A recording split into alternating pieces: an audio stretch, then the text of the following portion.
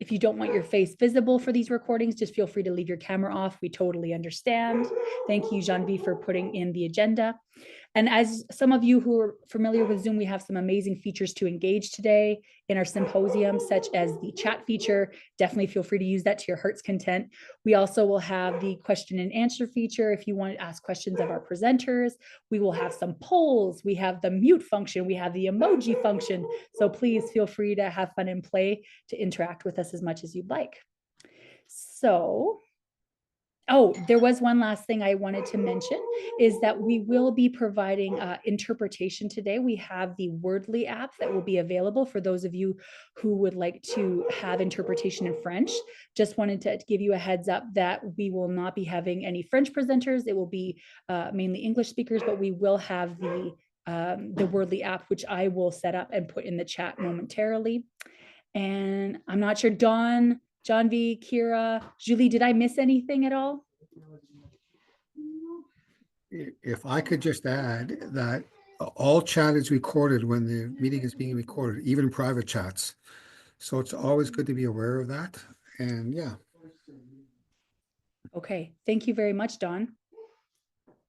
Perfect. So I believe that I just wanted to make sure that I have the interpretation on right away.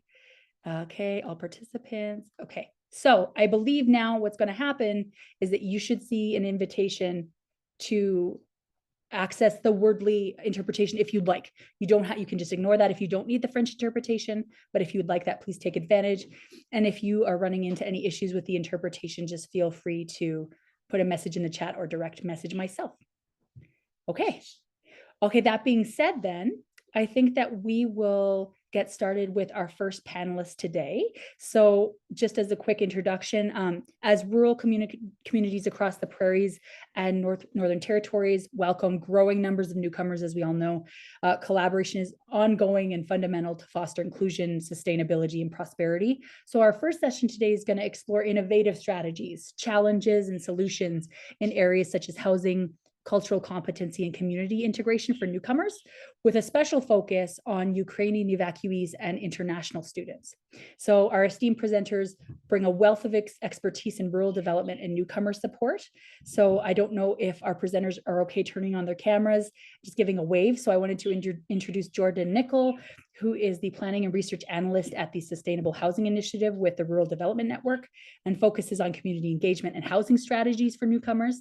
We have Elaine Flores, the project manager and evaluations coordinator with the Rural Immigration Initiative of the Rural Development Network, specializing in capacity building and evaluating programs supporting Ukrainian evacuees and newcomer serving organizations. And then last but not least, we have Sohila Homayed, who's the program manager for the Rural Immigration Initiative with the Rural Development Network, and she leads research and initiatives to improve international student experiences and rural immigration pathways. So together, they'll share hopefully insights, best practices, and collaborative approaches to strengthen newcomer integration and community resilience. We really look forward to an engaging and informative discussion. So without further ado, Sohila, I think I'll pass the floor to you and your team. Thanks so much, Chloe. I'm just going to share my screen here. Great. Welcome, everyone. It's so nice to see so many familiar names and faces. So thank you for joining us to kick off this symposium today with our workshop on building bridges, collaborative strategies for newcomer integration in rural communities. As Chloe mentioned, my name is Sohila, and I'm joined today by my wonderful colleagues, Elaine and Jordan. Jordan will be presenting today on a housing project that we did to support Ukrainian evacuees and landlords. And Elaine will be presenting on her incredibly successful Train the Trainer to support Ukrainian evacuees project that actually just wrapped up. And myself, I will be presenting on a project that we did with a rural college to support an influx of international students over the past few months. And with that, we're also really grateful to ASA for this opportunity to kick off this incredible symposium. And we encourage you to ask questions, stay as engaged as possible, and we're hoping that you gain some really valuable insights from today's session. We will have a Q&A at the end, so please, if you have any questions, feel free to raise your hand, or you can message Jordan, Elaine, or I. I like to start today's session by first acknowledging that RDN's physical office is located on Amiskwaciwaskaken, also known as Beaver Hills House or Edmonton. We are located on the traditional territories of Treaty 6 and Métis Nation Districts 9 and 10. I'd like to thank our hosts, the Cree, Blackfoot, Saulteaux, Métis, Dene, and Nakota Sioux, and many others whose traditional lands we stand upon today. As an organization, RDN acknowledges the Indigenous peoples of Turtle Island and respects the histories, languages, and cultures of the First Nations, Métis, Inuit, and all First Peoples of Canada, whose presence continues to enrich our vibrant communities today. So very briefly, for those of you who don't know who the Rural Development Network is, we're a nonprofit organization working with rural communities across Canada, and we have 4 main pillars to our work. So we create innovative tools and resources. We provide expertise and capacity building, mainly through the development of resources and training. We do a lot of advocacy, and we help to amplify that rural voice on provincial and national levels. And we also help communities and organizations in accessing funding. Our four core areas of operation include supporting housing development, addressing homelessness and houselessness, supporting with integration and retention of newcomers in rural communities, and also community development. So to start off today's session, Chloe, I don't know if you have the poll ready. If you don't know how to use the poll, the chat box would work great, but we really want to gauge who's in the room today and what sector you're working in.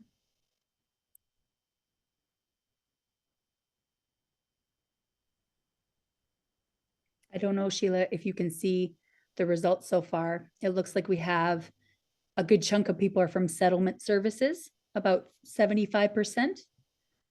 And then Awesome.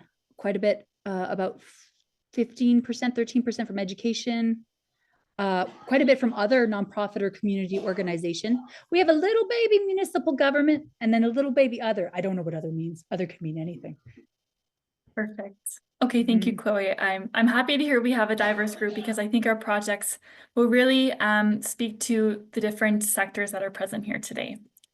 So with that, I'm excited to pass things over to Jordan to talk about her Housing for Ukrainian Newcomers project. Thank you, Sohaila. Good afternoon, everyone. As Sohaila mentioned, my name is Jordan Kaneko, and I am a PNT research analyst with the Sustainable Housing Initiative at the Rural Development Network. So my presentation today is going to focus on the findings and learnings from the creation of our Ukrainian newcomer and landlord housing provider guidebook.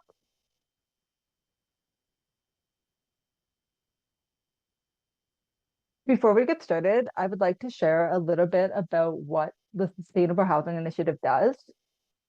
So SHI is an initiative within the Rural Development Network that is primarily rooted in providing capacity building services to address the pre-development housing challenges that rural and remote communities face. We are pre-development experts and leaders in facilitating the development of affordable housing in rural and remote communities across Canada. Our core work includes data collection for housing needs and demand assessments, business plans, supporting with accessing capital funding for housing projects, creating financial modeling, policy development and implementation, community consultation, research projects, and affordable housing strategies. Our main focus is to uncover the needs and provide solutions to housing challenges across Canada. Before we get into the presentation, we'd like to take a moment and ask the audience in a poll, what do you see the biggest housing challenge in your community is for newcomers? I'm pulling up the poll, Jordan, I promise. It keeps showing me the old poll. I'm like, that's not right. I don't want that poll. Pardon me. Okay, here we go. Thank you, Chloe. Thank you.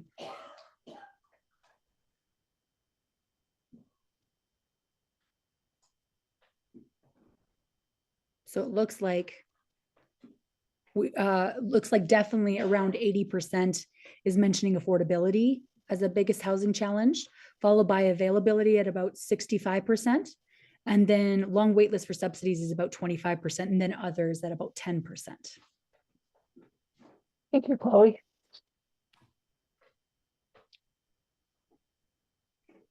So last fall, RDN received funding from the Alberta Association of Immigrant Serving Agencies, Canadian Red Cross, and the Ukrainian Canadian Congress to complete 2 guidebooks on housing, the guidebook for Ukrainian newcomers and the guidebook for landlords and housing providers. This project engaged groups and individuals working in diverse roles, supporting Ukrainian evacuees that are in Alberta to identify significant needs and challenges. This insight shaped the development of a guidebook for housing providers, supporting Ukrainian evacuees in Alberta, which offers housing providers, such as landlords, property managers, host families, and individuals, information and resources on Ukrainian newcomers and strategies for fostering safe and culturally appropriate relationships.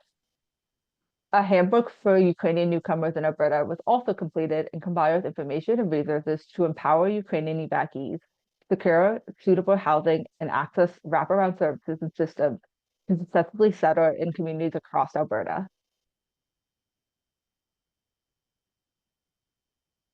The handbook for Ukrainian newcomers is available in English, Ukrainian, and Russian.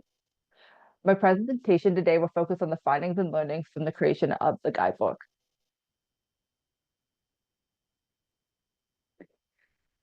As part of creating the guidebooks, we conducted 2 in-person and 2 virtual engagement sessions, as well as an online survey. Through our engagement, we were able to identify the following housing challenges: household size and makeup. There are a significant number of larger families and families with children or pets, which make it more challenging to find suitable housing options. References and required documentation.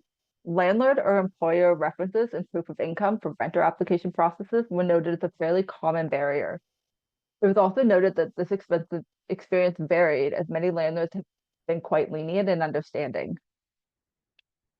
Renter deposits, so largest single sums costs such as damages to security deposits have been restricting for some evacuees, although federal financial aid programs that provided a lump sum to evacuees upon entering Canada were noted as helpful for putting those upfront costs and to demonstrate to landlords one source of guaranteed income. Cultural differences surrounding real estate, renting, and tenancy. It was noted that there are differences between renter processes in Europe and in Canada that many evacuees expect.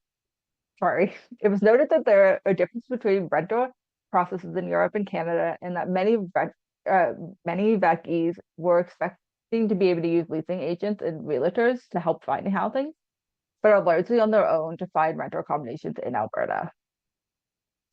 Gaps in understanding of the Canadian tenancy leases, tenant rights and responsibilities, tax systems, utility arrangements, and how to calculate and budget appropriately for housing were also mentioned as potential difficulties.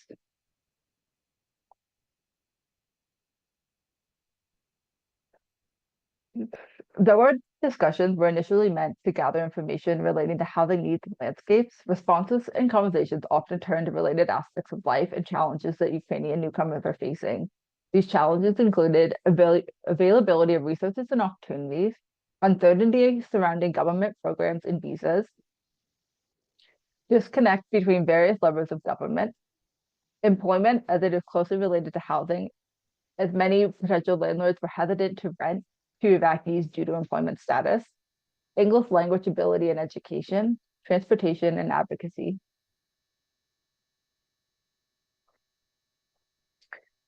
As part of our engagement, we asked participants about Ukrainians' preference of rural or urban living. Some recurring themes in the responses and conversations were that generally larger centers were preferred as there are more resources available.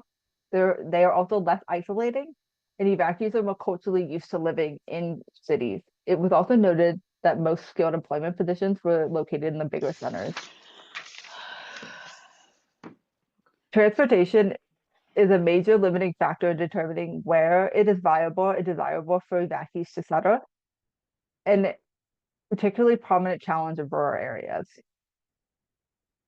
Pros of the rural communities that were identified included a stronger sense of community support, access to more affordable and available housing options.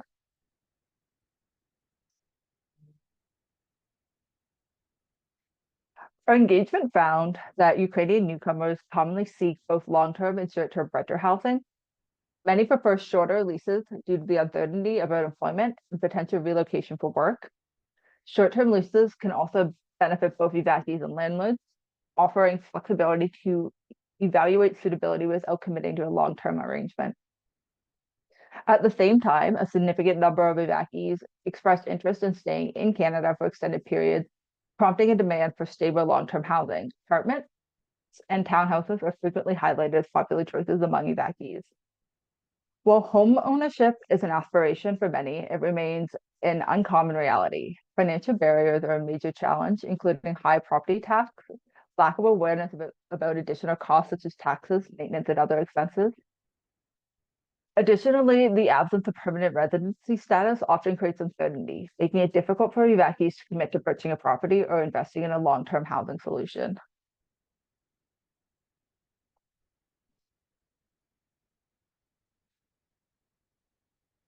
For our engagement, we were able to identify challenges that made finding housing difficult. From what we heard, availability and affordability of housing units appear to be the most prominent challenges. Low vacancy rates and high prices for housing and renters in general were mentioned across both urban and rural locations. Long waits for subsidy programs, as well as difficulties with extensive and complicated application processes for said programs were also brought up. A number of service providers also described a situation in which landlords and renter management companies were initially very receptive to Ukrainian newcomers, offering units and rent or deposit discounts and working more closely with service providers, but that this collaboration and support had tapered as units became full and more evacuees continued to arrive. As we shift the conversation to cultural differences, it's important to highlight the cultural competency. At the heart of cultural competency, there are three key traits: an open mind, a willingness to learn, and the ability to self-reflect.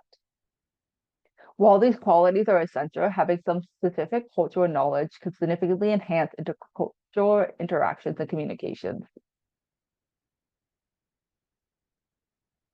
One key difference that was highlighted through our engagement was how we perceive rules. So in Canada, rules are often followed strictly with an emphasis on politeness, respect, and fairness in the legal and regulatory system, where in Ukraine, attitudes towards rules could be more flexible, which may lead to misunderstandings. For example, Ukrainian newcomers may find Canada's tenancy obligations or lease terms unexpectedly rigid. Non-compliance might not be intentional, but rather a reflection of the different cultural norms. Differences in understanding and expectations around rules can create misunderstanding or conflict.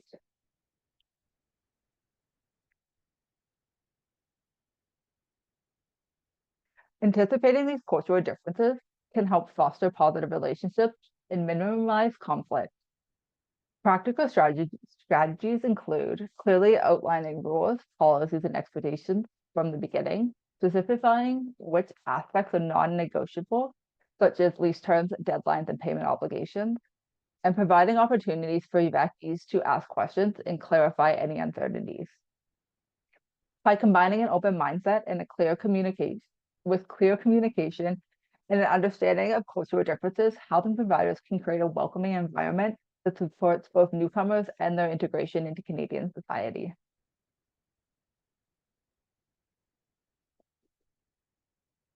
When considering housing needs, it's important to recognize the distinct differences in experience and challenges faced by immigrants and evacuees. These differences can include motivation to relocate. So immigrants typically move voluntarily often after planning and securing resources, aiming for permanent settlement and long-term integration. Where evacuees relocate due to urgent circumstances like war or natural disaster, often with very little time for preparation, leading to temporary or uncertain stays. Housing needs.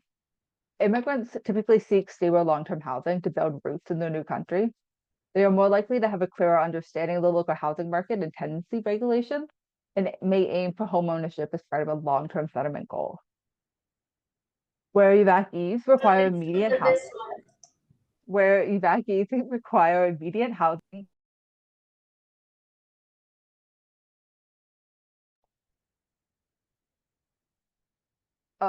where evacuees require immediate housing, Maybe often it's really the short-term. community center. Sorry, often Jordan, we just muted. If everyone can make sure they're on mute, please go ahead, Jordan. No problem. Yeah, so evacuees require immediate housing, often short-term due to the urgency of the situation. They may prefer flexible arrangements like shorter leases due to the uncertainties of their future, and often a limited knowledge of the local housing systems and regulations. Financial stability. Immigrants are likely to have financial resources or employment plans that support housing stability and may be eligible for settlement programs that provide housing assistance. Evacuees, on the other hand, are likely experiencing financial instability due to displacement, limited savings, or lack of immediate employment. They are also heavily reliant on the government or charitable housing supports in the short term. While immigrants generally seek stable and long-term housing for permanent settlement, evacuees often require immediate, flexible, and supportive housing solutions to navigate their unique challenges and uncertainties. Recognizing these differences help housing providers tailor their approach to meet diverse needs effectively. If you're interested in accessing our guidebooks or other resources, please scan the QR code on the screen. So yeah, thank you. And now I'll pass it over to my colleague Elaine to talk about supporting Ukrainian evacuees across rural Alberta. Thanks very much, Jordan. So yeah, hi everyone, welcome and good afternoon. My name is, as Jordan mentioned, my name is Elaine Flores. I am a project manager and evaluations coordinator with Rural Development Network's Rural Immigration Initiative. And this next presentation is about a project we just recently concluded. As you can see, the project title on the screen is Supporting Ukrainian Evacuees Across Rural Alberta. It is a trainer workshop series. So it's a capacity building training series designed to support rural communities, service providers, community-based organizations, immigrant serving agencies, employment centers, and municipalities, really a diverse group of stakeholders or interested parties currently providing support for Ukrainian evacuees in their communities. So we did this to build their capacity in understanding and addressing the unique needs and barriers faced by Ukrainian evacuees in settling into rural Albertan areas. So the training also provided knowledge sharing of these capacity building efforts. So next slide, please. So data shows that Alberta has over 20% of Ukrainian newcomers who arrived through the Q8 or the Canada-Ukraine Authorization for Emergency Travel Visa Program.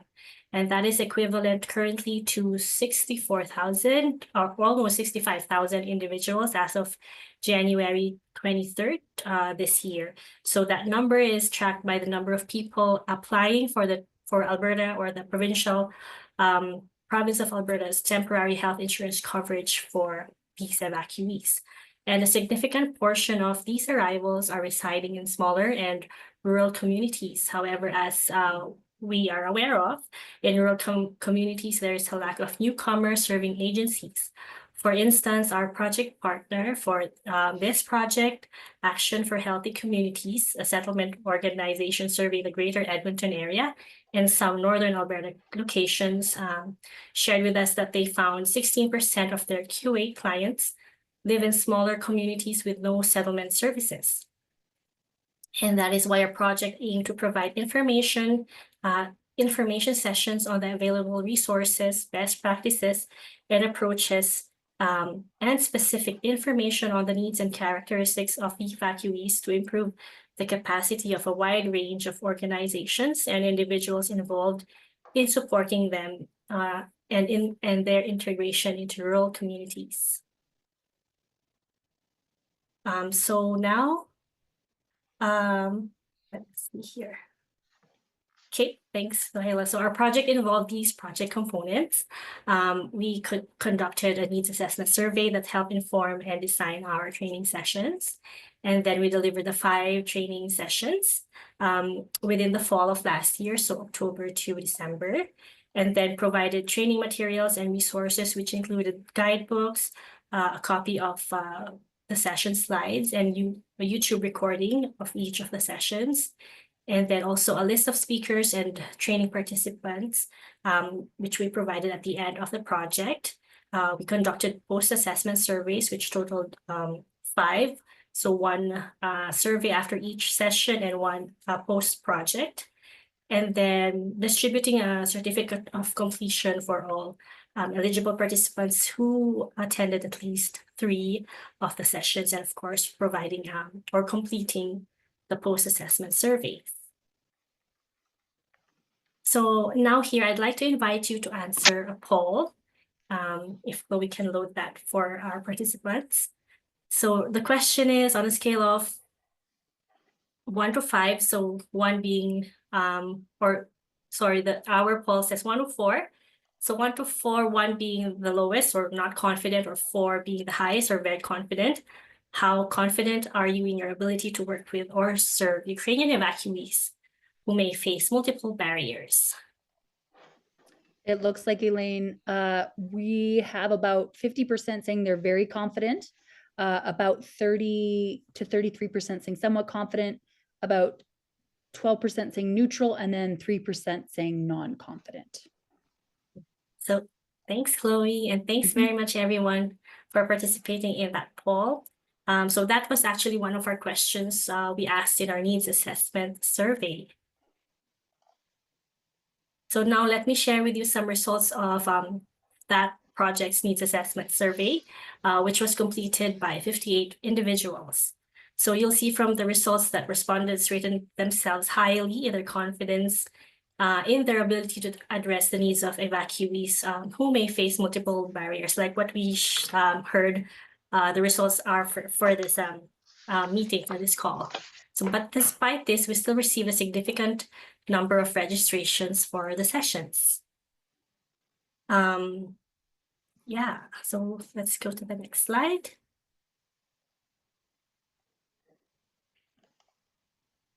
Oh, sorry.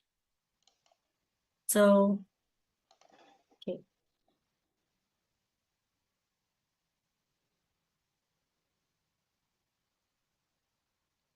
Yeah, we also asked what supports would be most helpful to overcome these challenges. Here were the top 5 answers. Top 5. So in top 1 is translation services and access to interpreters. So because of the communication challenges of Ukrainian newcomers with a low level of English. Number 2 is funding. So funding to provide services, and of course for staff wages. 3rd is English courses or ESL classes or link programs. This will be more challenging now that, as we know, the federal funding cuts. There has been federal funding cuts in language training services effective March 2025. And then 4th is resources. So resources for both Ukrainian evacuees that can help them with ongoing adjustments to Canadian life, and resources for service providers that can help them be aware of programs to support the evacuees in cultural knowledge. And then 5th is transportation. Tied in the 5th place is transportation, better federal government responses to needs, and of course, training sessions.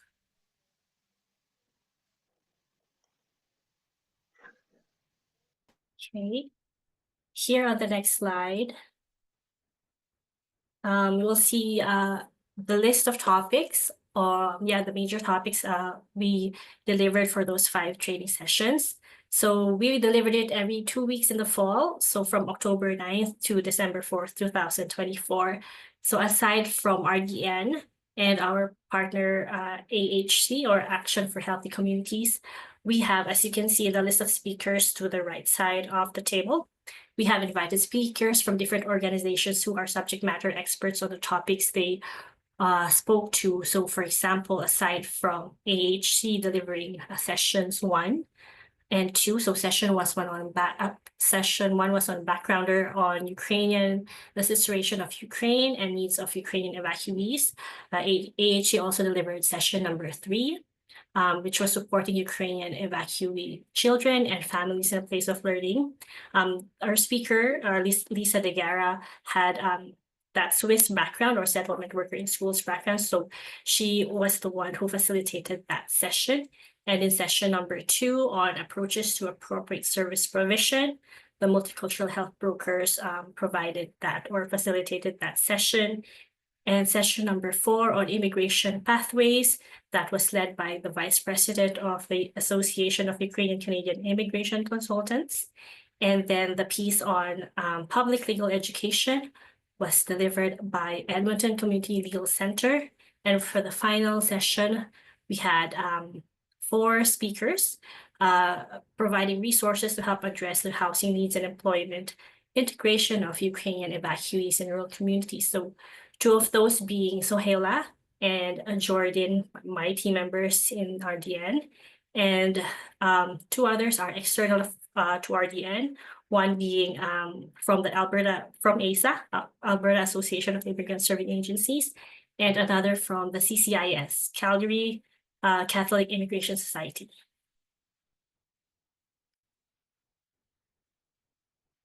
So these are I'll share with you some post-training survey results we received. So there were 77 individuals attending at least 1 session, and a total of 25 individuals who completed the series. So they also received a certificate of completion. So they were represented by the following organizations listed below, like the top being from Family Research Networks, from FCSS or the Family and Community Support Services of Municipalities, and from like staff members of a town or county or small municipality within Alberta.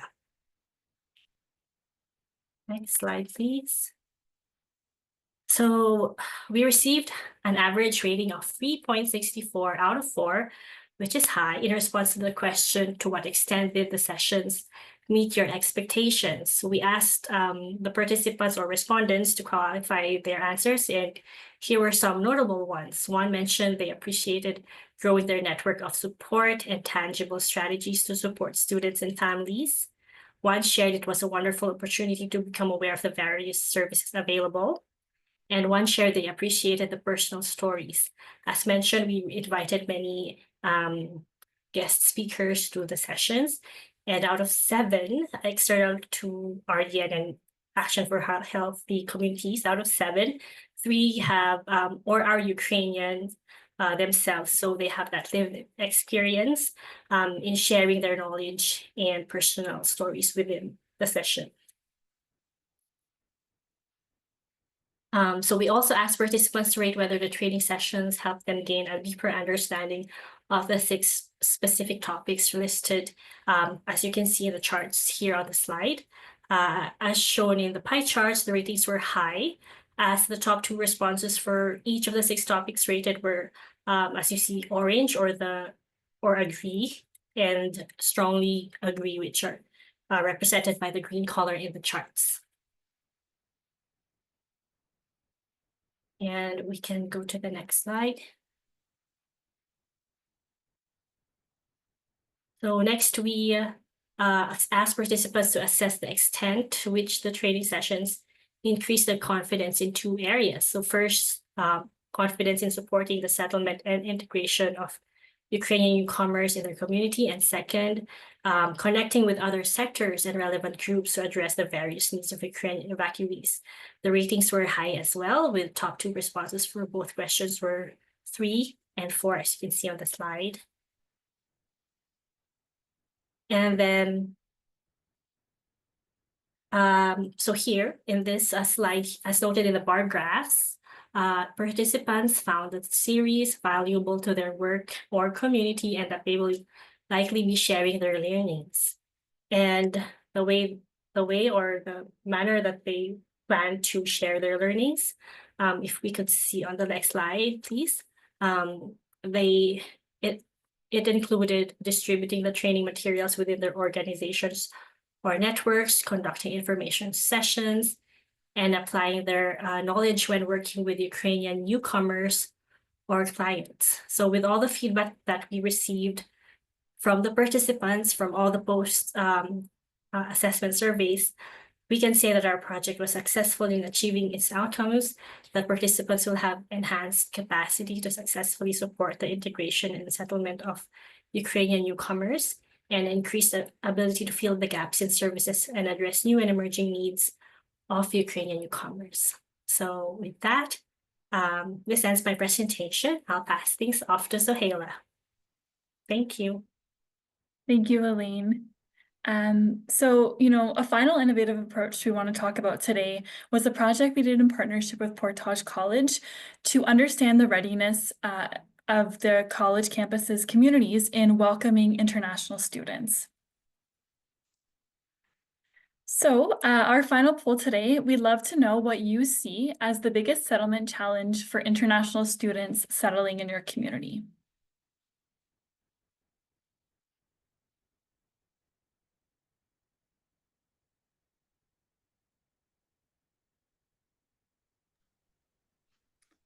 So we have the bars are moving. The bars are moving, Sohaila.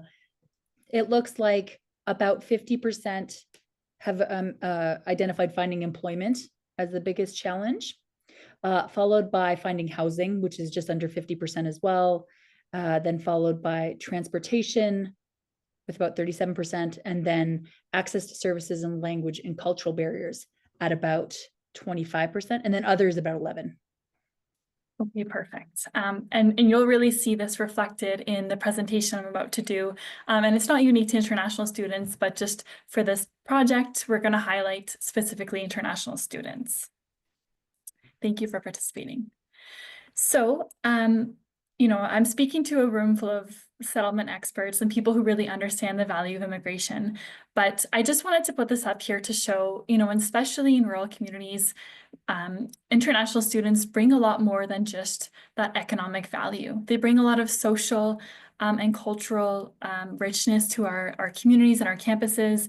They support local businesses, they support the job market, and they also bring in a lot of money, which I think is primarily associated with international students. But what I wanted to talk about is that Portage College really recognized the value of bringing international students to their campuses. And that's kind of where our work with them really began. They weren't just hoping to increase their revenue, they really wanted to bring students to enrich their campuses and stay in their communities for the long term. So our work with them really began in 2021, where Elaine actually supported with an international student strategy to attract and support international students in the Lac La Biche, St. Paul, and Cold Lake campuses. So these were really the stages of the project. So an environmental scan was done and research was conducted in order to look at the national and the provincial context of immigration, and also some best practices that other rural colleges had done in attracting students. They also did a lot of engagement. So they had interviews with international students, with different colleges and campuses. And then they developed a framework that they used to gather common themes and all the data collected, and they presented this to the college. And then they completed the international student strategy with a list of recommendations to do in order to increase their attraction and the recruitment of students to the college. So with that came a list of activities that were recommended, and this is just very high level, some of the things that they had done and that are ongoing with the college. So things very simple, the low-hanging fruit, like reviewing their website for easy navigation, also providing capacity for current staff and admin to hire new employees, in-house education credential recognition, which was really important. Other things like training and workshops for staff. That was an incredible opportunity for staff to really understand the needs of their students, and also doing a little bit of that cultural awareness. And as you can see, they've checked off a lot of the boxes, and they're still doing more work today, but this was really just part one of their strategy. They wanted to bring international students in and they wanted to support them. So these were the recommendations that we gave them. Fast forward to, more recently with the federal changes to the international student program, and specifically the public-private partnerships, the college anticipated experiencing almost a 300% increase in international students to all three of their campuses.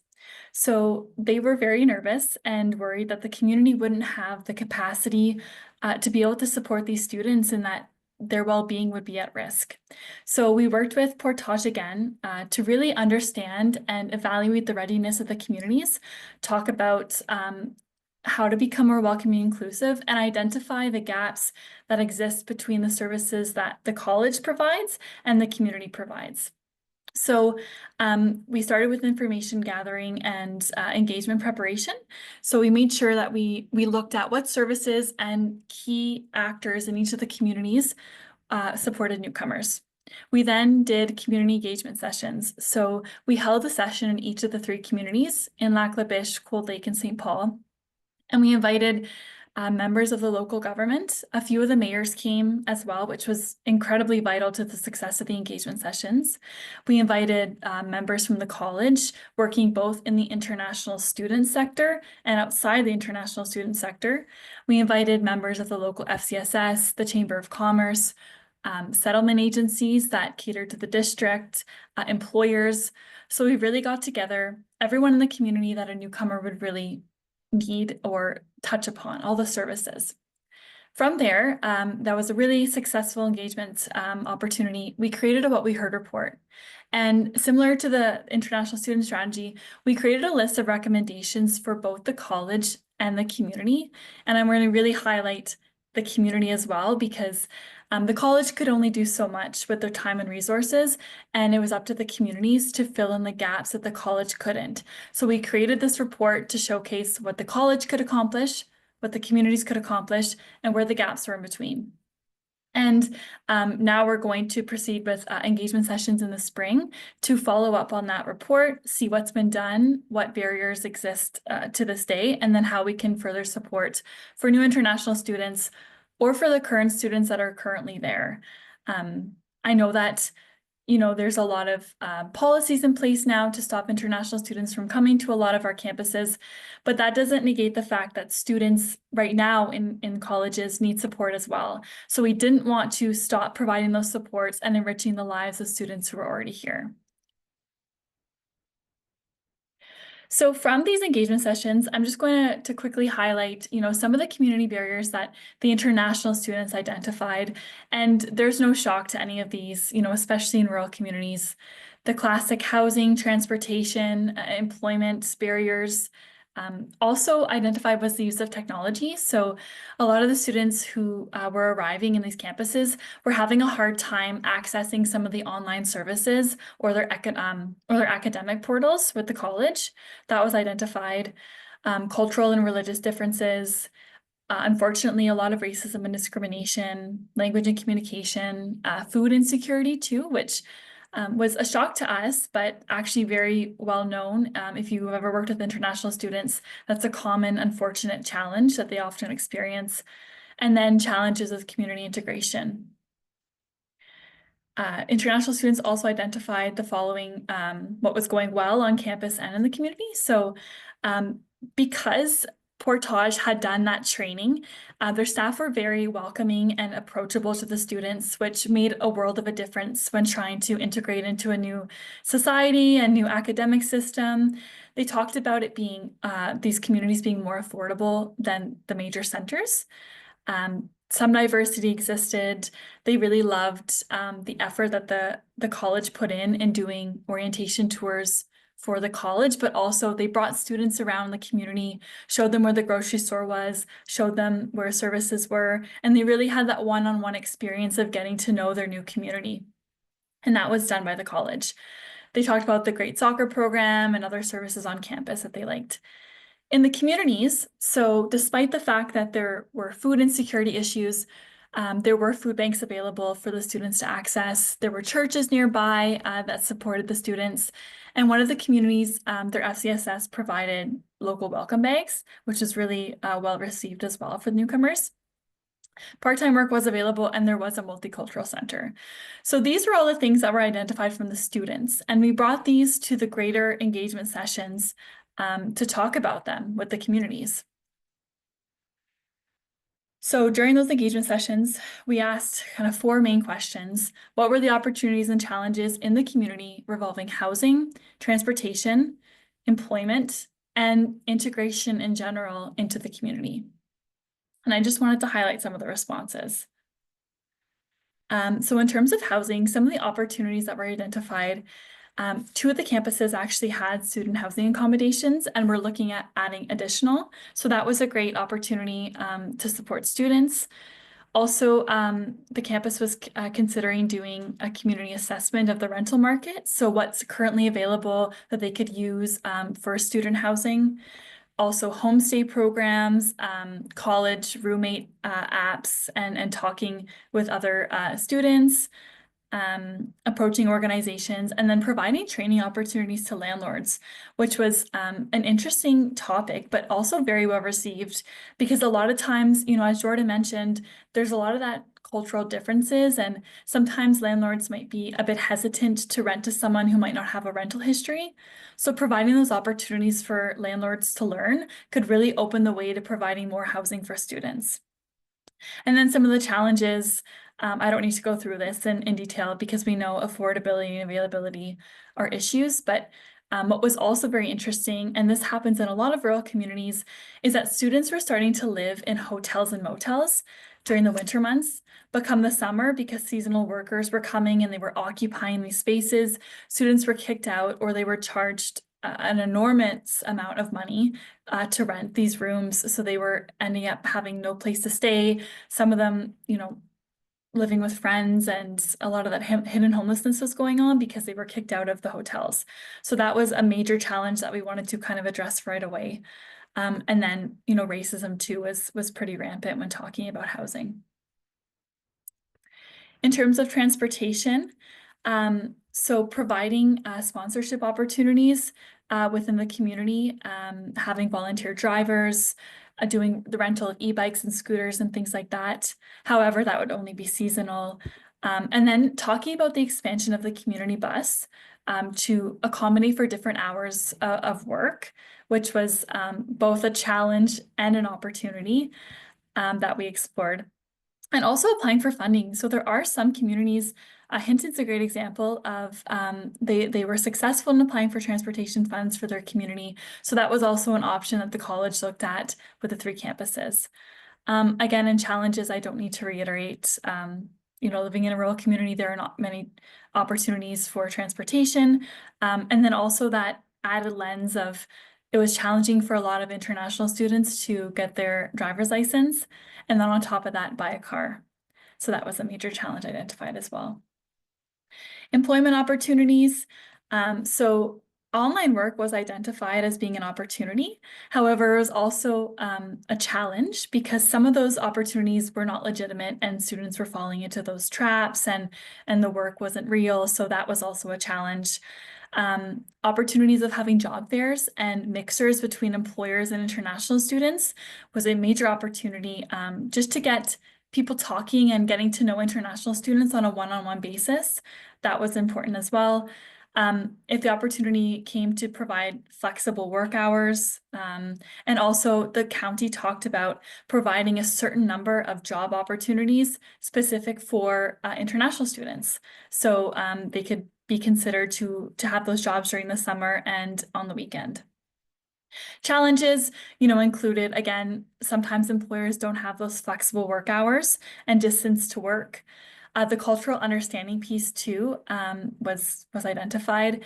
And something I also want to highlight was, and it comes hand in hand with a little bit of that racism and discrimination, but the public perception of newcomers coming in and taking local jobs, that was also a major barrier that was identified, and something that we wanted to kind of tackle right away is that public perception and providing training to the community, because hundreds of international students were expected to come to these communities, and we wanted to make sure that they were as welcoming and inclusive as possible. So that was an area that we really wanted to focus on as well. And finally, community integration. So setting up a student advisory committee, which the campus did, made of international students, and then that provided natural mentorship opportunities to go in the community and do things together, go to the grocery store, learn about Canadian winters, things like that was an opportunity. Also providing a CRM system that the college could look at and check in on their students over time. So the integration doesn't end, or the settlement doesn't end after their first year. They're able to follow up with students over time to check on their well-being, to see if they've gone to any settlement services, accessed any campus services, things like that, to keep track of the well-being of their students. And meet and greet events in the community, opportunities to connect with different cultures, awareness campaigns. And then a major area as well that was identified was making international students aware of Indigenous culture and Canada's history. And that could help forge some relationships with neighboring Indigenous communities. So that was a big opportunity identified as well. And then just for the challenges, you know, those feelings of isolation and shyness that can often happen in a rural community when you're, especially when you're new and you don't have any connections, the racism and discrimination as mentioned, getting buy-in from different multicultural groups and greater community was also a challenge. And then that gray area of, I'm speaking to a room full of settlement agencies, but international students are temporary residents. They're not technically allowed to get support from settlement agencies. So what does that look like? We know a lot of settlement agencies that do support international students, but how are they going to access services if they technically are not allowed? So that was a major barrier, and something that a lot of communities didn't know, actually. The college didn't even know that. So that's when they really stepped up to kind of fill those gaps for students. So in the project, it's still ongoing. Right now, we're currently doing interviews with international students because we really want to hear from them. And as a third party coming in, we're hoping to gauge honest feedback from students where they feel safe talking to us and being very honest about their experiences. And from there, we're going to work with the Portage College International Operations Committee that really supports a lot of the international students, and talk about what's going well, what's not going well, where students still need support. And from there, in the spring, we're going to hold 3 engagement sessions in each of the communities again. And we're going to talk about what's been going on, what the college has done, what the communities have done to step up, and where the gaps in between still lie. So we're really looking forward to that and seeing the progress and seeing how we can support these students in their settlement journeys and their well-being as well. One final point I want to make, I know we're running out of time. Something that I wanted to bring up about Portage, and I know working in the settlement space, it's been known that a lot of colleges and universities oftentimes recruit international students for the wrong reasons, or to be economic drivers of the college.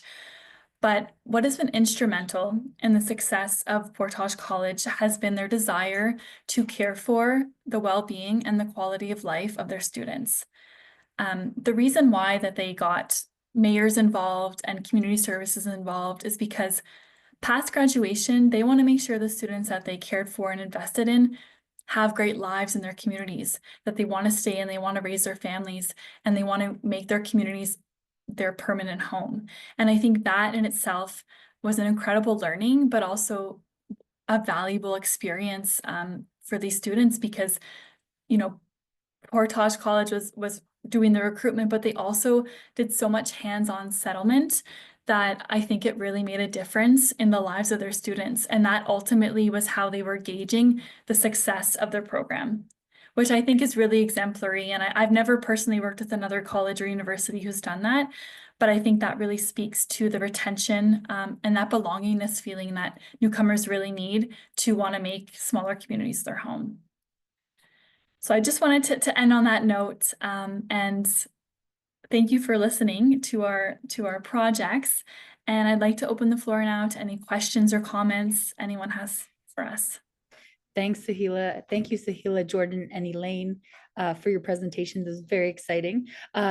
So I just had, maybe while people are thinking of questions that they want to ask, if they just want to put those in the chat, I just have a few questions for our presenters just to get us started, if that's okay. So Jordan, the first question is for you. How can partnerships between landlords, rental companies, and service providers, you think, be strengthened to create more supportive housing options? Yeah, thanks, Chloe. So there's a lot of ways that we have seen it being done and continue to see it being done. So between like coordinating wraparound services for tenants, offering rent subsidies and financial support, providing long-term and flexible leases is another really important one, but also providing that education for tenants and landlords on the rights and responsibilities of each to hold everyone accountable is a huge part of creating a better supportive housing system. And then there's also just improving that communication between the landlords, rental companies, and service providers, that they know what is out there is available, what the going rents are, where they're seeing people struggle, especially from the service provider point. When you have people coming in and they're trying to access housing, but they're being met with all these barriers of how high rent is, and taking that knowledge back to rental companies and landlords and trying to figure out some system is a huge way that we need the collaboration to come together, because realistically we all kind of have to work together to fix the housing crisis when it comes to Canada. And the more we have these open conversations between all parts of housing, the quicker we can find solutions that will actually help. I don't have all the answers. I just really want to emphasize that it's just so important to have those conversations and continue having those conversations, because that's the only way we're going to get anything done, is through the advocacy to make sure that people aren't falling through the cracks for housing. Thank you very much, Jordan. I think you're right. It's like definitely a very complex thing that involves everybody's participation. Absolutely. Thank you for that. Elaine, I have a question for you. What role do you think can local businesses and municipalities play in providing part-time employment opportunities for newcomers, and how can they overcome common obstacles like language barriers? Thanks, Chloe. So in our training, we talked about the benefit of having a virtual information hub that could potentially serve as a one-stop shop or one-stop shopping venue to find for newcomers and even residents to find up-to-date information about the community, available services, programs, and of course, employment opportunities. So these are being done by some of the smaller rural Alberta towns already. And so local businesses could work with municipalities in adding their job postings or opportunities to a centralized job board in the municipality's webpage. So as an add-on, it would be good to have a built-in translation function to ensure accessibility, especially for newcomers with language barriers. So to answer your question on additional maybe suggestion to overcome language barriers is that employers or colleagues can always make use of a free like translation app, like Google Translation app on our phones. One of our session number 5 speakers, I mentioned from the CCIS, or Calgary Catholic Immigration Society, and she's also the program manager of the Ukrainian Rural Alberta Attraction Program. She shared a story of a Ukrainian newcomer. His name is Misha. He was helped by a CCIS office in Brooks to obtain employment in Medicine Hat as a welder. When he was being interviewed by the employer or owner, he showed pictures of the work that he had done from before, and the employer was impressed. The employer shared that sure, there was a bit of a language barrier, but he said that it has never been a problem. And other staff members in the business were patient as well, and that they see the newcomer being Misha, the Ukrainian newcomer. He was also putting in the effort to learn English. So it's a two-way process to overcome the language barrier. So yeah, thanks, Chloe. No, thank you, Elaine. That was great. Thank you for that. Sahila, I have a question for you. Can you please share an example that comes to mind for you of a successful community engagement strategy that really enhanced newcomer inclusion in a rural area? Sure. I can just highlight through Portage 2 main things that I wanted to talk about. The first for community engagement is you have to make sure that you have the right people at the table.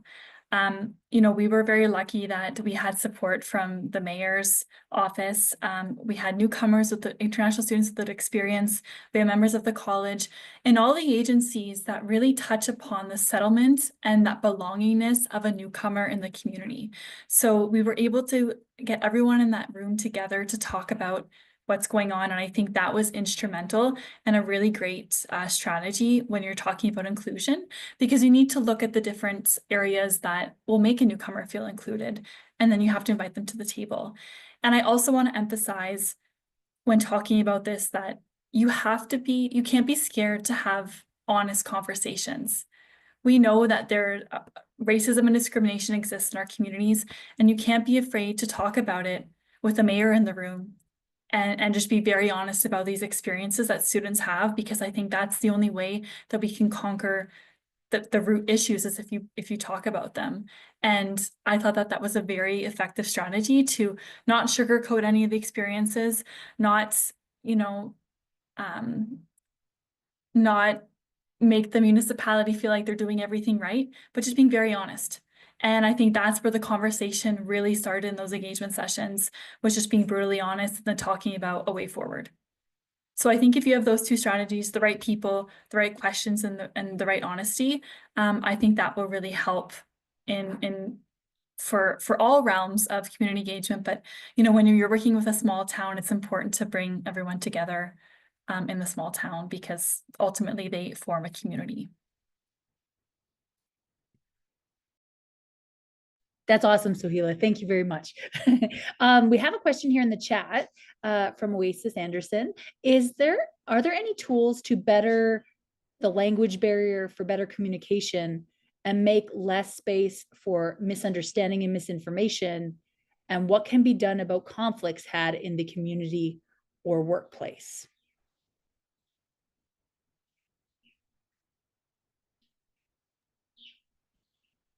Great question. I can take a stab at this one. In terms of tools, I think if you're an employer working with a really hands-on job opportunity, providing different ways of translation, so photos or videos that can be translated. If it's a skill that can easily be shown, I think that could be a really good tool to use. In addition to, conflict, I think a lot of the misinformation, conflict, misunderstandings has to do with knowledge level and training. If you're able as a workplace to take an intercultural competency training, work with professionals, talk about the experiences of your newcomer staff, really understand what their barriers are, and then being able to tackle those, I think that could be a really good opportunity. But I think, that misinformation lies when people don't know enough. So continuing that education, continuing that training, I think will be really important in creating more welcoming workplaces. Yeah, that's just my 2 cents. If I can add to Sohila, in the chat, I shared a link to a video that CCIS shared with us, or during the session that they had with us, on how they were able to help Misha, the Ukrainian newcomer, help an employment in Medicine Hat. And in that video, if you have time later to watch it, you can see that it was kind of what do you call it? It's out of the box kind of interview process, because during the interview, somebody from Medicine Hat CCIS came in to help, of course, with a language barrier. And since it's a skill, he's applying to be a welder. He was able to show pictures instead of explaining through words. He explained through pictures what he has done from before. And since he was already at the shop, he on the job, and not on the job, right away, he was able to show his skills by doing a sample design for the employer. So that's when the employer saw that they're a match. That's the skill he was looking for the job. That video definitely sounds like worth watching. It sounds like it's a very personal story. So thank you, Elaine, for putting that in the chat for everyone. We have, I think, time for one last question. We have one in the chat here. It's a comment and a question for Sohila. So you mentioned Portage College invests heavily into the settlement of their international students. Bula felt that like very needed to happen in other communities. Lack of housing was cited as a problem across the country regarding settlement of international students. Bula would think that the institution bringing the students should be responsible for housing the students and other settlement needs. It should not be the responsibility of service providers or the community at large. Wondering what you or RDN thinks about that in terms of, do institutions need to be clear and why they're bringing in international students and provide services accordingly? Yes, thank you for the question, Beulah. I agree with you completely. And in this specific circumstance, Portage College offered to take in these students so that they wouldn't have to leave the country. It was just because of the regulations, they opened their doors to these students. So in this case, it was almost an emergent situation.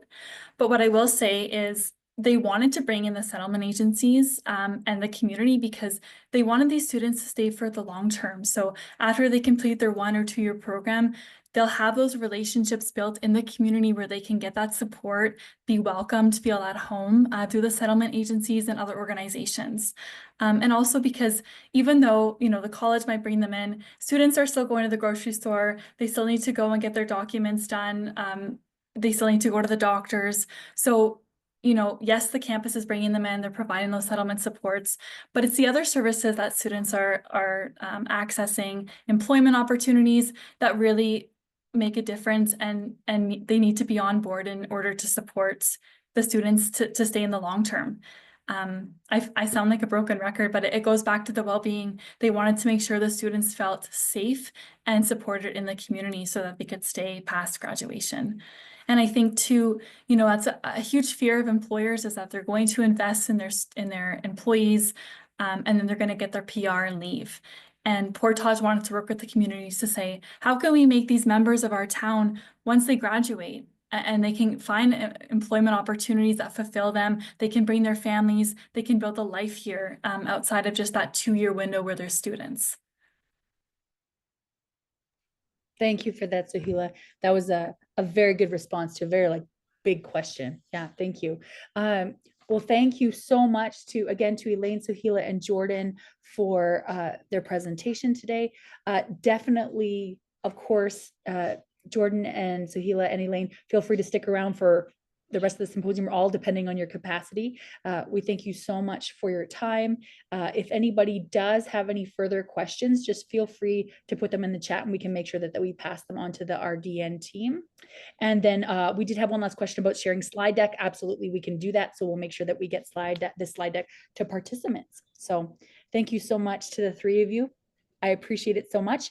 And then if everyone's okay with that, further ado, I will pass the floor on to Kira and John from Seisha, who will be introducing our next presenter.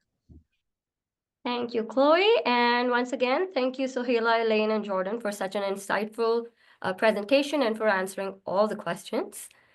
Our next symposium session will explore innovative housing programs and initiatives tailored to support newcomers in small communities. Leading this session are Tracy Hoddle, Manager of Housing Operations for the Southern Region of Saskatchewan.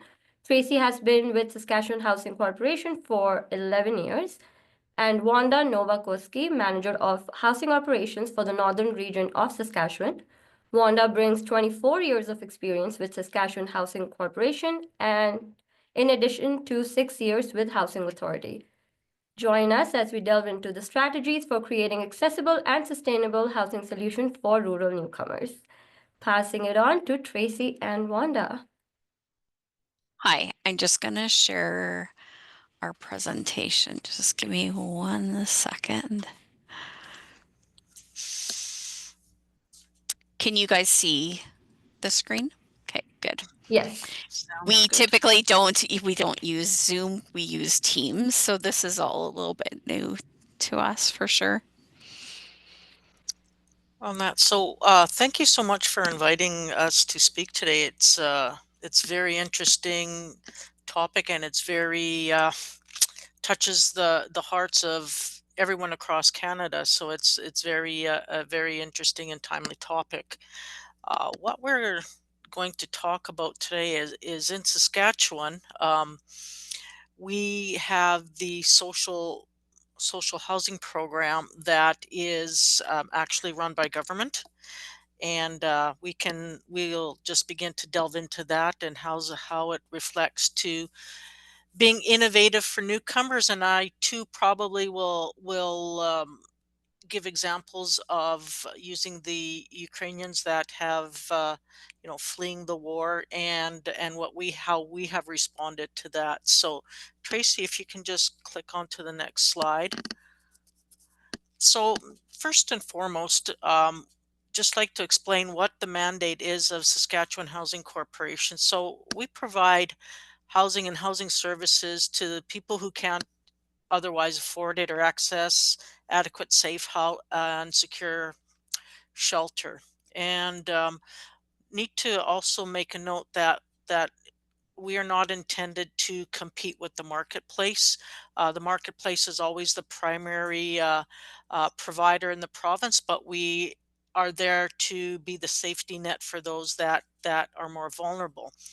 And SHC also plays a lead role then in developing policies on behalf of the government of Saskatchewan, um, to manage the financial contributions provincially, federally, and municipally levels of government, which is as well as the revenues and rents. We can go on to the next slide, Tracy. So a little quick overview of the portfolio. So SHC, which is our acronym for Saskatchewan Housing Corporation, we have a portfolio of about 17,000 units across the province, and that reaches to about 260 communities. And to drill down a bit more, that is managed by what we call our local housing authorities, and we have 240 of those that kind of we support and oversee, I guess is a good way to put it. The SHC units are targeted for low to moderate incomes. Our our clientele are families, seniors, and persons with disabilities on that. And we also have another stream of housing where SHC provides funding and capital funding to third parties, which can provide services to individuals as well. And that's an additional another 5,100 units that we potentially put online in the province. 3,200 of those are rental units and 1,800 are special purpose, which is your shelters, your special care homes, and your group homes. And that, so in total, we have about 23,000 housing units. And each of these units, they can have different portfolios, make up different housing types. So we could have duplexes, we can have apartments in the denser cities, we could have detached homes, we could have all kind of housing types throughout the province. This has been critical for us when we were responding to the humanitarian cause that Saskatchewan government provided 5 humanitarian flights that they actually went to Poland, picked up, I think it was over 1,000 Ukrainian people and families, and we housed them through the government housing, which is Saskatchewan Housing Corporation owned units. How we were able to manage this is we have agreements with all of the housing authorities, and we oversee these housing units, so we actually know where vacancies are, where abilities are to house people. So we were able to actually coordinate and kind of be the quarterback to where we could match people and families to communities. And we had things like an open house or a forum where we actually had, after every flight, we had um, it's almost like a job market, and that we had all agencies come together. They were able to get their social insurance number. They through Service Canada was there. They were able to go through SaskTel and get a phone that was actually provided by SaskTel, because that was another government-owned agent or corporation on that. So we did a lot of that to get people started. Our own programs through Saskatchewan Housing Corporation, we had a modified lease that actually welcomed the newcomers, the Ukrainian newcomers, Ukrainian Russian newcomers, whoever it was actually, and they could get what we called a modified lease, where we would have them pay the minimum rent in our province, which is $326 a month, and we actually paid the utilities for up to 3 months to get them stabilized. So that is kind of how we kind of incorporated our portfolio into a crisis or into being innovative for a newcomer coming into our province. On that next slide, Tracy. So again, I kind of mentioned that the housing authorities, there's 240 in Saskatchewan. Of course, we have what we call the large, which are in our largest centers in the province, which is Regina, Saskatoon, Moose Jaw, Prince Albert, and Good Spirit, which is kind of a conglomeration of a few communities in the Battlefords. So these housing authorities encompass about 9,900 units. They are directly supported through Sask Housing, and they are staffed by employees. Then we have 21 standalones, which are smaller communities, I'd say, smaller cities, larger towns, and they are also supported by employees, and they are actually run by a housing authority called Living Skies Housing Authority, which kind of takes over the day-to-day management, and of course we oversee that through that entity as well.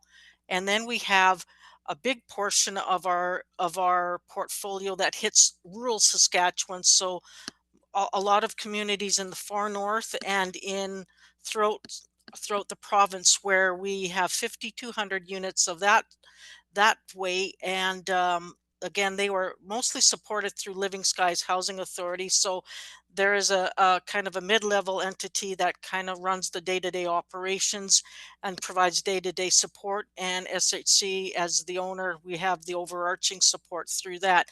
They are staffed by contractors. So because they're smaller, we just have those positions contracted. So examples of those kind of the mid-sized standalones could be something like, if you're familiar with Weyburn, Estevan, North Battleford, Humboldt, and in far north in northern Saskatchewan, we could have the Laloches, the Laranges, um, and Buffalo Narrows and all that. So we hit all four corners of the province on that. So next slide, Tracy. So how the housing authorities are responsible, and how we worked with them to to bring on newcomers is through these pieces that you see on the slide. And governance, pardon me, is the housing authority is managed through a board, and it's a volunteer board, and they oversee the operations of the manager and the day-to-day operations. The program delivery, of course, is implemented by SHC policy and standards. So we set the policy and the standards. And of course, this ensures fairness and transparency and consistency across the province. And it supports all of our strategic objectives. So that's how we start to tie into these innovative things. And then, of course, they're in charge of managing the assets, and we don't want any undue risk to our property and our assets. And then building relationships within the community. So there are hands-on, the frontline people that are actually the boots on the ground to make these connections. So there are, the municipal leaders, the service providers, they connect with the tenants and the families. They connect with the general public. They work collaboratively together to foster tenant independence and cohesion. So working with this was very important with the Ukrainian newcomers on that, because as people well know, Alberta has a huge Ukrainian population, as does Saskatchewan. So many of these smaller communities and the larger centers had a very big following of Ukrainian descent background, and that actually worked to our advantage to have a more cohesive way of integrating them into the communities on that. And of course, through legislation, of course, we always have compliance that we have through the Saskatchewan Corporation Act. We have it through the Occupational Health and Safety Act and WCB Human Rights and all of those formal entities. Confidentiality, of course, then we ensure that there is confidence um, maintained through an oath of confidentiality. And of course, any conflicts of interest are transparent and provide ethical business practices. So we always have that overarching as well, oversight, I guess it's way to call it. Operational responsibilities is they're required to provide full reporting to SHC. They have financial responsibilities. They have tenant relations responsibilities, which again focuses into the Ukrainian newcomer thing. They are the ones that worked with the Ukrainians on the modified lease and tried to explain that to them. We actually did translate and provide a lease in Ukrainian for the newcomers. We utilized in most of the communities, there was always some sort of I would say a dynamic of Ukrainian population there, where we actually worked with them, or the housing authorities found people that could actually translate and were willing to work with them. So we actually had in-person translators kind of quite readily that were wanting to volunteer and help. So it just created a very positive, cohesive atmosphere on that. So that's kind of how the housing authorities worked with the province in this initiative, or one of the ways as well. The next slide, Tracy. So what is the social housing program? It's much, I think a lot of the other areas are the same. Alberta's a little bit different. They don't have a housing authority system as we do on that. So we have the housing authorities that manage through a management agreement with Sask Housing on that. So of course we provide safe and affordable housing. The goal is to the social housing program is a benefit to tenants who are approved to take part in it. It's targeted, like I said before, for seniors, families, and individuals with disabilities. In this case, the province of Saskatchewan uh, stepped up in a humanitarian crisis, and we got on board and did our part to work and get Ukrainian peoples or people fleeing Ukraine to Canada, and to help all of these families that were in need. And we developed a lease rent that was it's based on gross income of how we calculate the rent. But in this case, like I said before, we provided a modified lease where we provided a base rent of $326 per month, and then we let them get stabilized and hopefully they could find some employment in that, and then we would revert back to the regular lease, which Tracy will speak about further down the line here, but it's 30% of the gross income. So yeah, so we can just um, Tracy will discuss a little bit more of that going forward. So that is kind of, social housing is for the most vulnerable in the province. I said before that we don't want to take away from the marketplace, excuse me, the private market. We are there to uh, be the safety net, or the level for the most vulnerable. Excuse me, and that includes in-house. When I say in-house, that is interprovincial, and it could be, in this case, the innovative cause of the newcomers as well. The program eligibility, so we waived that for the Ukrainian um, newcomers. The only thing that they did have to have was the Kuwait certification document that said that they were part of the humanitarian flight on that. So that was part of it for them. Otherwise, eligibility. Now I was using for the Ukrainians, for example, but we have refugees and immigrants coming from all over the world on that, and so uh, everybody is eligible for social housing if they are not temporary visitors to Canada, so they can't have a visitor's visa. They have to have a gross income limit that's below the program limits, and it's based on a prioritization, so it's based on need, where we have a point rating system on that. So every applicant has to go through a bit of a point rating system to see where they score to determine the spot on the approved applicant list. So it's based on need, which isn't a first come first serve. So, for example, I think it's rated from 0 to 120, 120 being the highest need.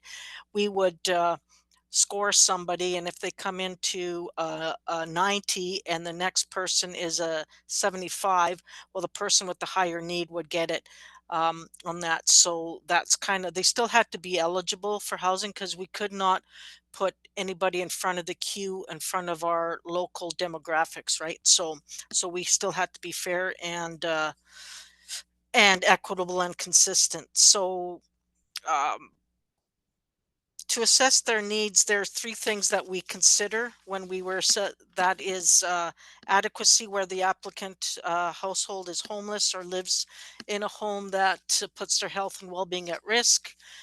Suitability, does their current home meet the needs of the household members? And affordability, whether the current shelter costs are more than 30% of the before tax income, and 30% comes, that's the national standard or shelter rate that is used throughout Canada. And yeah, so applicants receive points too if they can live independently. That's a huge thing. They have to be independent, I should say. And just like it says on the slide in yellow, is that all people must physically be in Canada. So if I was using um, the Ukrainian example, I was actually on the humanitarian emergency committee, so I was actually quite involved with it. So I could tell you that I started receiving phone calls from Poland directly, trying to get an application for housing, and you have to try to explain to them that I'm sorry, I can't do that until you physically land in Canada. So, but you would not believe the word of mouth that went, after the first flight came down. You would not believe how many people started phoning thereafter on that. So that's why it's highlighted, especially for this presentation, is that all people have to physically be in Canada to be eligible for housing. So that's why it's highlighted. Um, so yeah, so basically, Tracy's going to take over here for how we keep moving forward with calculation of rents and how we try to be fair and equitable doing that, and helping those that are in most need and most vulnerable. So Tracy, I will let you take it from here. Sounds good. Thanks, Wanda. So when do we calculate rent? So there's a few different ways when we do calculate rent. So of course, the first thing is when you're a new applicant and you're going to be placed in a unit, we would calculate when you're applying and approved. We also do annually for all existing tenants. So we ensure that we're giving enough notice to tenants, and that's through legislation, through the ORT in Saskatchewan, to ensure that tenants have enough time to gather all of the documents that we need. So when we're talking about an annual income review, we're looking at if anything is in their household has changed income wise, or if kids have aged out, those kind of things. And we're also looking for our provincial social programs. So if a tenant is transitioning on or off one of those social programs, because we have set shelter rates for both of our social programs that we have in the province. And then, like I said, when there's a change in household, that could be where a spouse passes away or a child ages out and now they're receiving income from a job that they have. And then in some cases, tenants could request a rent reduction. So that could be due to, loss of job or taking a new position that their income has changed. So I wanted to talk a little bit about the rent geared to income. So all the tenants through the social housing program must pay rent equal to 30% of their household gross income. And that's all household members. So this is a national standard of affordability for shelter costs. There could be some additional costs with parking or laundry or for some utility costs depending on the building or the unit type that folks are placed in. So we have two different types of rent. So we have a cold rent. So that means that your rent excludes your power, your water, your energy. With warm rent, so that rent includes water and energy. And so like I was saying, it depends on the type of unit that you're placed in. So some might have individual power meters and some high rises might just have one meter, where the housing authority then would charge like a nominal fee to cover those costs.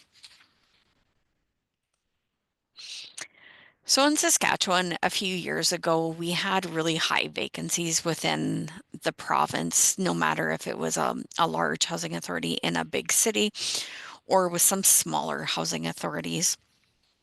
So we came up with a policy, which was called a chronic vacancy response policy. And that was available to any community across the province.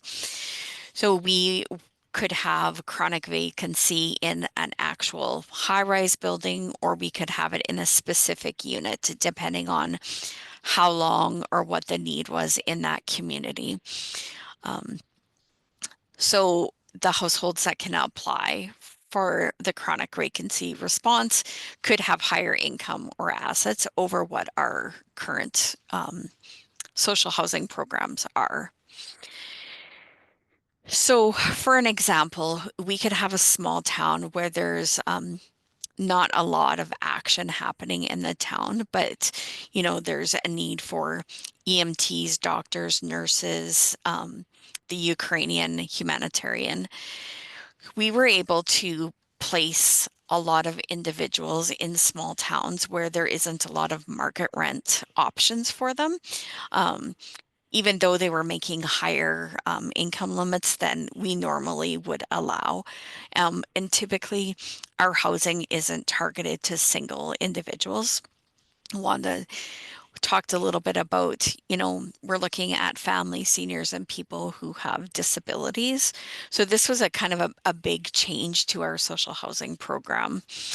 The only downfall is if you're a tenant in a unit and then someone comes into the area and needs housing and they are within our thresholds of income and assets, then you don't have security of tenure. We might have to move you out of that unit. That doesn't happen that often. Most times we're seeing lots of chronically vacant units in smaller areas of the province. Our vacancies have gone down a lot over probably the last 4 years, and that's due to affordability. COVID, people were losing their jobs, mortgage rates are increasing. So we're seeing a big affordability issue in the province of Saskatchewan. So sometimes tenants might need a rent reduction. So we have 3 different criterias for a rent reduction. So tenants facing a hardship. I kind of talked about it where they might have a change in their circumstances. So if a tenant wants to request a rent reduction, they can only request it once every 3 months. The second criteria is a rent change. So our minimum rent in Saskatchewan is $326. So if there is a change in rent, it needs to be more than $50, and it would not ever go below that 326 minimum rent. And then rent reductions. So we take a look at the average income or the household income, and then that's how we determine if there's a rent reduction. We're looking at the past 2 months of their income. And it's not something that's retroactive. So our tenants need to get a hold of the housing authority as soon as they know that they're going to be applying for a rent reduction.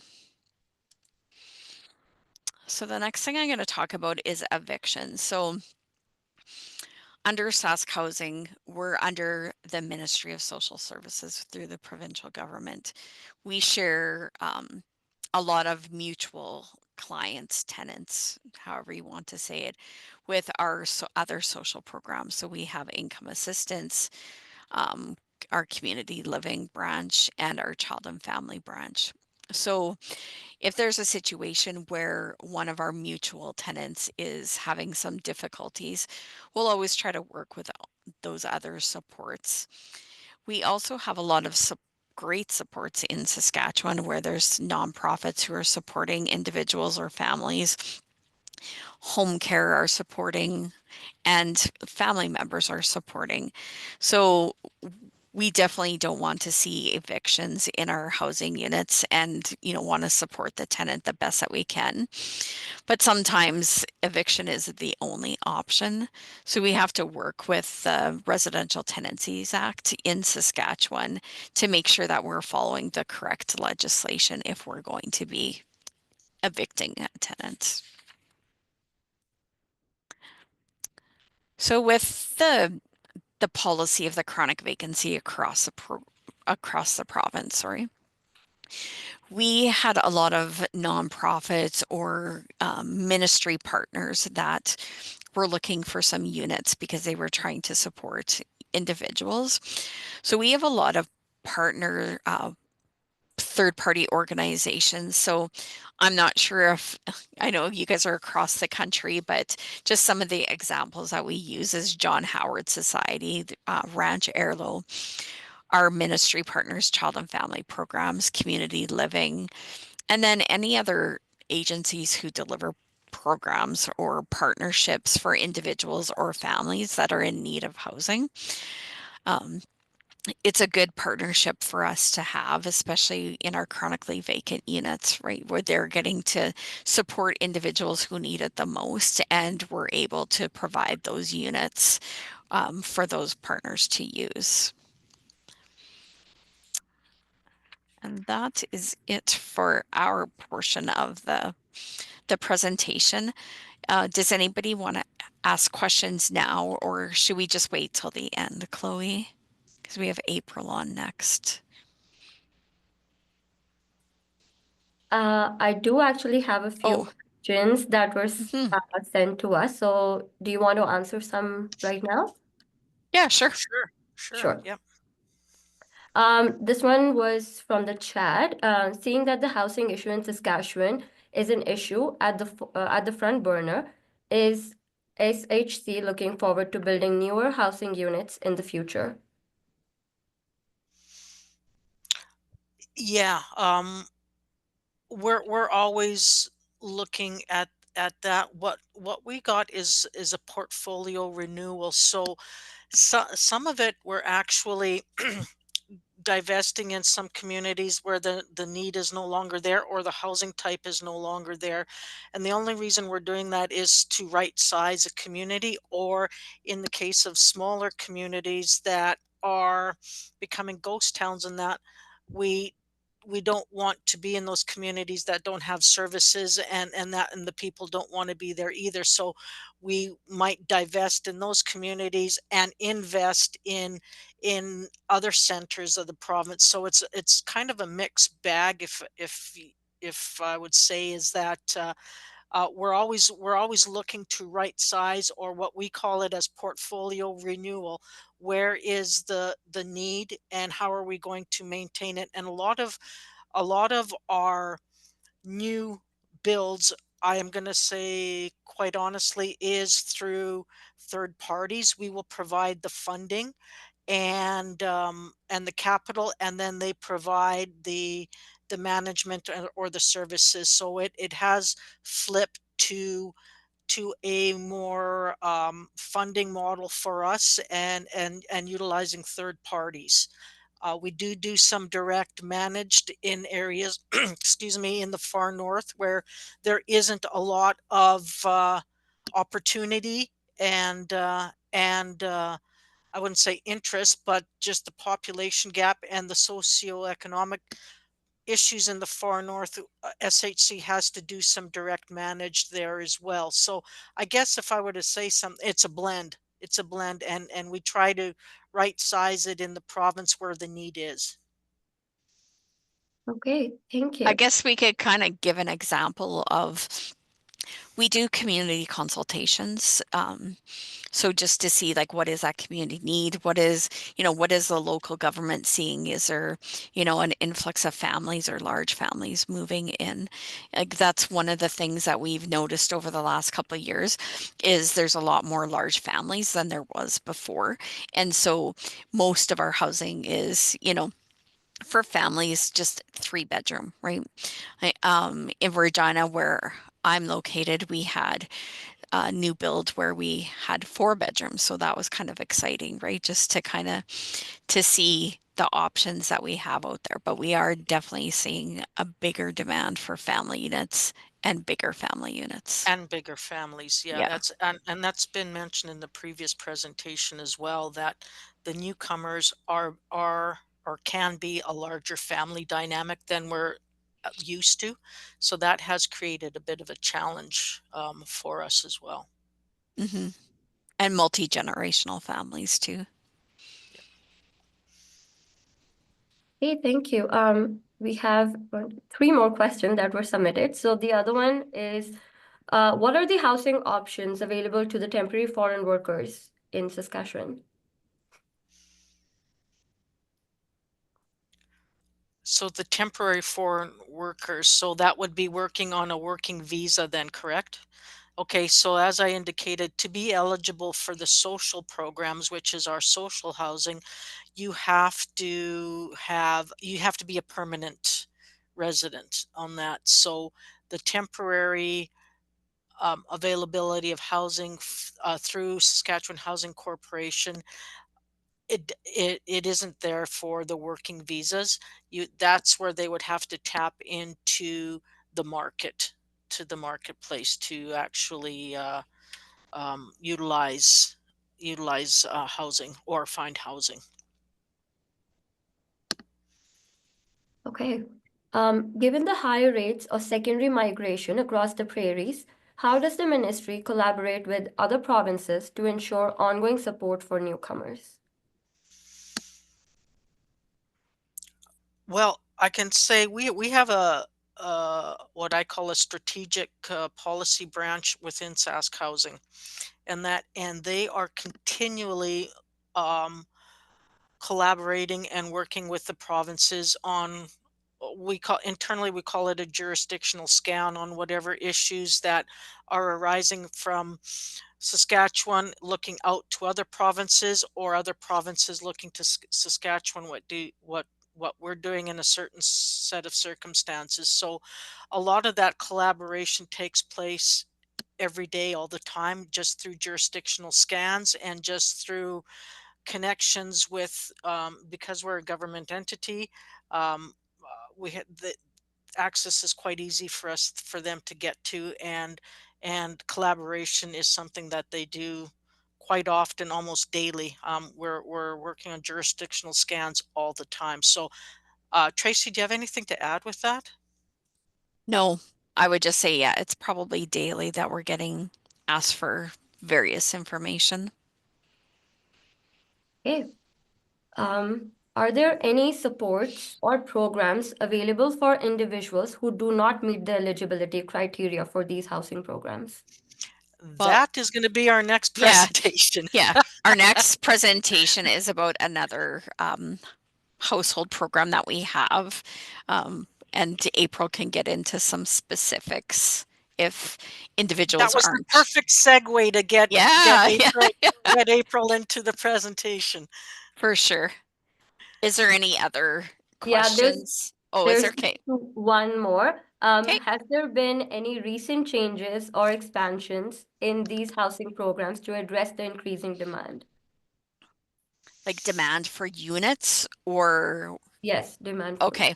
Yeah. And, like I kind of alluded to about, we do community consultations, right? To see what the demand is in different communities, what they're seeing for household types coming in, what is our housing stock right now?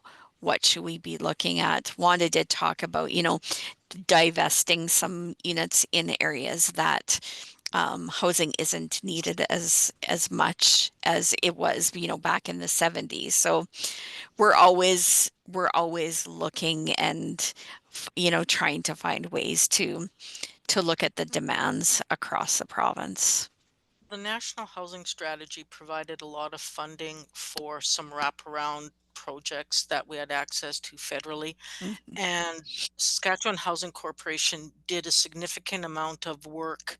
I wouldn't call it, well, I'll call it modernizing buildings to make it more feasible for the 21st century or for the larger families. So that is, accessing federal funds, that are available to the provinces. That is another way. The National Housing Strategy is a big part of what we access to get funds and bring more housing units online. So there's parameters that the province had to follow, and it has served us well in the bigger centers in getting units that maybe were 2 bedroom or 1 bedroom. We made them into two or a larger one, just making it more appealing to today's clients and tenants. So I guess that's kind of how I can add on to that. Perfect. Thank you. Well, those were the questions that Kira and I had. We'll stay on for April's presentation too, in case there's more questions after folks have heard both of them. So I'll stop sharing, April, and you can share. Thank you.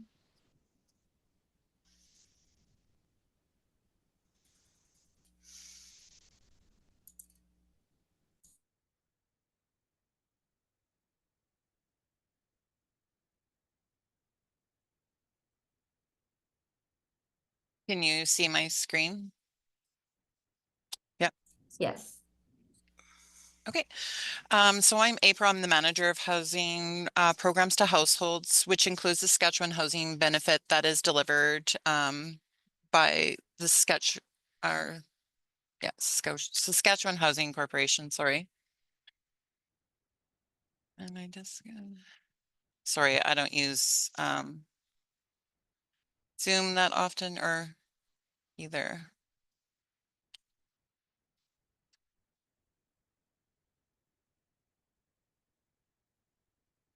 Okay, so the Saskatchewan Housing Benefit was launched in April of 2020, and it's a monthly benefit that helps eligible Saskatchewan renters with their shelter costs, which include rent and utilities.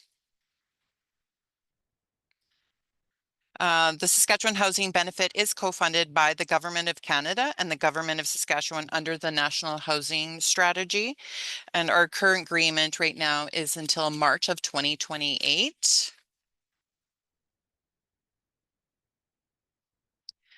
Once approved for our Saskatchewan Housing Benefit, what's going on here? Okay. You receive it for 12 months as long as you remain eligible. And the benefit is portable. So this means if you can continue with monthly payments if you're living in eligible housing and not move to assisted living care home or housing authority unit. The benefit amount is the same in no matter where you live in the province of Saskatchewan. So as you can see here on this slide, there is 2 tiers available based on the household size. So the top one there is anybody that is paying 35 to 45% monthly benefits to income shelter. That would be what their benefit is. Singles or couples are considered as one, and then singles or couples with one dependent, and then singles or couples with 2 or more would receive the third one there. And then we have the higher tier where that's if you're receiving or you're paying more than 45% and above of your income to shelter.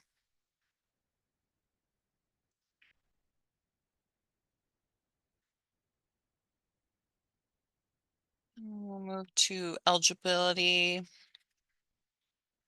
Current eligibility for the benefit is renters that pay more than 35% of their before tax household on income, housing, rent, and utilities.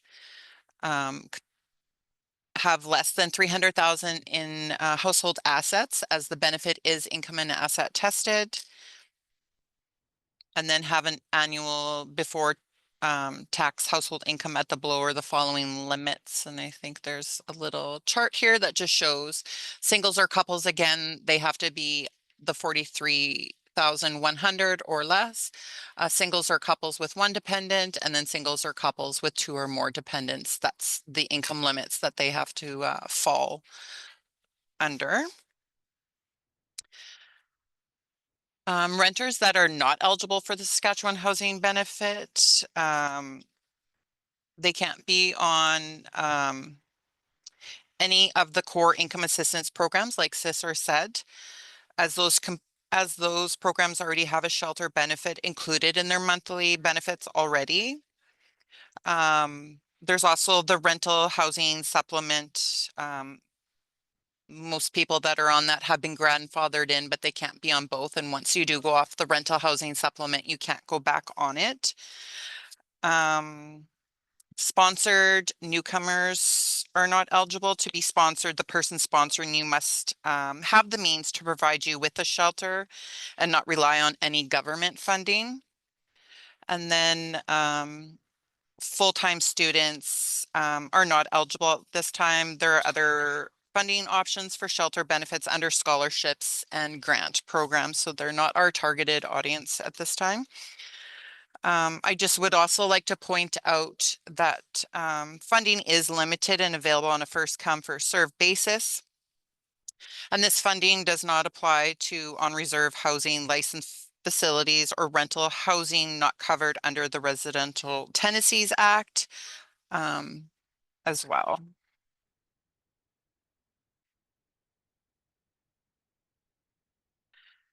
So you can find our information on the Saskatchewan Housing Benefit on the Government of Saskatchewan website.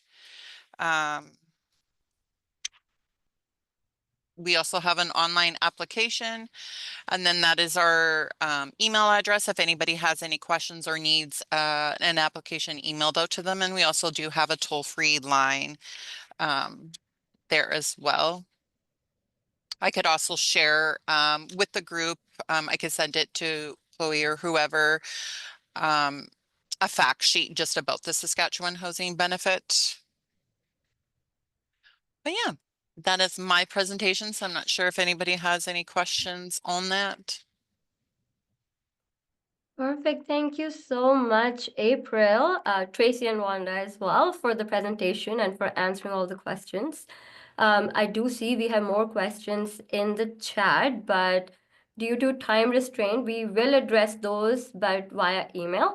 I will now pass it on to my amazing colleague from Manitoba, Don Body, to lead the next part of the symposium. Hey, everybody. I'm just going to do a very quick hello. I am not here to lead this. My friend Jason is here. And we were very honored that Jason is here. He's a friend of mine who lives in Brandon, Manitoba, and does a ton of incredible community work. And Jason, it's all yours now. Miigwech for that, Don, and good afternoon, everyone. Bonjour, anin. Gini na kinino nimen indowe magani dok. Ujawas kwagijik and Disneykas, Mamadisi ho waste and Disneykas megizi and odem. So, to all of my relations across this great land in which we call Turtle Island, you know, we are so connected in so many different ways, and the teachings in the circles in which we represent ourselves often carry us on to many different chapters of development, whether it be in our work, our lives, our personal lives, or in our communities. So today we are very pleased to join you, and we have a number of our friends right across the nation here joining us and sharing a little bit of their experiences, their stories, and their teachings. And we hope that you take this moment, and before we get started, I'd just like to be mindful of the speakers that are going to be here and joining us today. Let's remember to take that moment and hit pause. Let's be mindful that those texts and emails will still be there in an hour. So let's do exactly that and listen with our ears, as sometimes we ask ourselves, when will we ever get that chance to learn? And we're so thankful to have that opportunity here today. So, with much more to get going, I'd like to invite our friend Cameron from Saskatoon to open us up in this virtual space with a beautiful opening prayer. Cameron, are you here with us? Yes, thank you very much. I'd like to say hi to everybody. In our Indian culture, Native culture, a lot of times we start with an opening prayer, and that's what I'm going to do today. I'm a Plains Cree. I will be saying this in my language, which is the Plains Cree, and I represent Saskatoon Indian Métis Friendship Center. And so with that, you guys can help me. You can pray along with me, pray in your own way, because we all pray to the same person, the Creator. So with that in mind, let's pray. Mamo tawinan, magitona, swimna, kanoimna. Ego manusima gawi pig squata mama, michete pentutak, intonitsagan minan. Ego muchuma, quest cantonetama, kes paiko mumak, kawe mutama. Ogimin and chuamno kapewitapngoa, ogimin swim, mamo tawina, kanoim. Ega mi chete oga pentutak, tonitsagan mi, kanstuta makiroma eko kastita auma. Eso mota michet entutak. Kako expeta kiroma imuta mama nehio momustigo ne tanse nehio que gispet matchit tanse wano chech matchit. Egoma anos mama tawe nan tutamata. Kanwen nan expeta nan isagia. Excepo gito an mama tawe nan kanamaskom nan. Hey.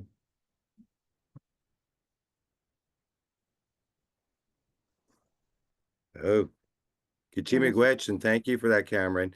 You know, we are so blessed to have our knowledge keepers, our members and senior members in community that help guide us along those beautiful ways and to share those words of encouragement.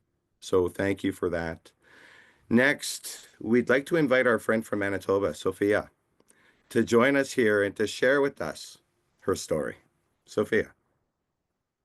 Hamitakiapi, Betuashe, Hanapi, Makiapi, the Coral Plains of Petu Heche, the Hawahi, Washichu, Makiapi, Sophia Smoke. Hello, everybody. It's good to meet you. My name is Mpetuashe Hanapewi. That means there is a good day coming. My English name is Sophia Smoke, and I am from the Dakota Plains of Petu Oyate here in Manitoba. It's good to meet you all here today. It's good to see you. Good to have you. Thank you for having me. I'm going to share a little bit with you guys about the Dakota history, about the concept of home, the identity, and rights to land. It all begins with the buffalo. And before the Dakota people were here on land and we're human, we were water spirits and we were safe in the womb of Mother Earth. underneath the surface, and we were tricked into coming up. So after we were tricked, we were struggling here on Earth without Creator anymore. We were far from Creator. We weren't in the womb of Mother Earth. We weren't safe. So lots of our men were lost. Lots of our people were lost, and the blood soaked the earth. So if you ever see the Badlands where the rocks are red, orange, they're tinged like that, that's because of the blood that was spilt by our people and our suffering. So you'll see some Dakota people in ceremony, they'll wear red paint. That's to remember the people that we lost. After that, our men were out hunting, looking for anything to help us survive. And we came across a group of buffalo. And one buffalo comes over and he says, like, what's wrong? What's going on? What do you guys need? And our young man says, well, you know, we're starving. We have no home. We have no place to go. We were tricked, so we left Creator's safety. And the buffalo says, okay, let me see what I can do. The buffalo goes back to his people. They meet. And that buffalo comes back to the Dakota man and he says, one of us has volunteered to lay down our lives for you so that you can have our pelt for warmth, the leather so you can build teepees, the hooves and our horns for tools, and the meat so you guys may succeed in life. So that was the first and only time the Dakota people were ever given the rights to something, the buffalo.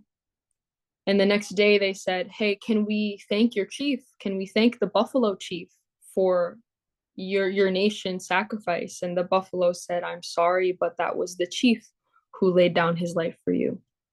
So it's a beautiful story about our relationship to the Buffalo Nation as Dakota people. And as you can imagine, the buffalo being our source of life and our entire identity and our rights to our land and our home, we followed them wherever we went. And that's why the Dakota are known for being the migrational people, the people who lived in teepees, the people who are always moving. It's because we followed the buffalo. That was our entire identity, and that was our right to live on Earth. So we'd follow them from down to Texas all the way up to Manitoba. And that's why there's such a widespread of Dakota people. And our territory went even beyond. During colonization, we use the word Washichu to describe colonizers, those who are not from Turtle Island. The Washichus put us on small plots of land where we were made to farm. And you can imagine we weren't very good at farming or staying in one place. So we were stuck and we were struggling again. Then we fought many, many wars to try and reclaim our home, reclaim our rights, our culture. And during that war, all of the buffalo were decimated. I don't know if you guys have ever seen that picture of the buffalo skulls that were just piled and piled high, probably like 6 man tall. They killed all the buffalo. So they took away that symbol of our right and our identity and our home. And we fought many wars to try and reclaim that. Eventually, America, part of our territory, was very unsafe. So many of us migrated here, Manitoba, another place we would have stopped on our migrational patterns with the buffalo.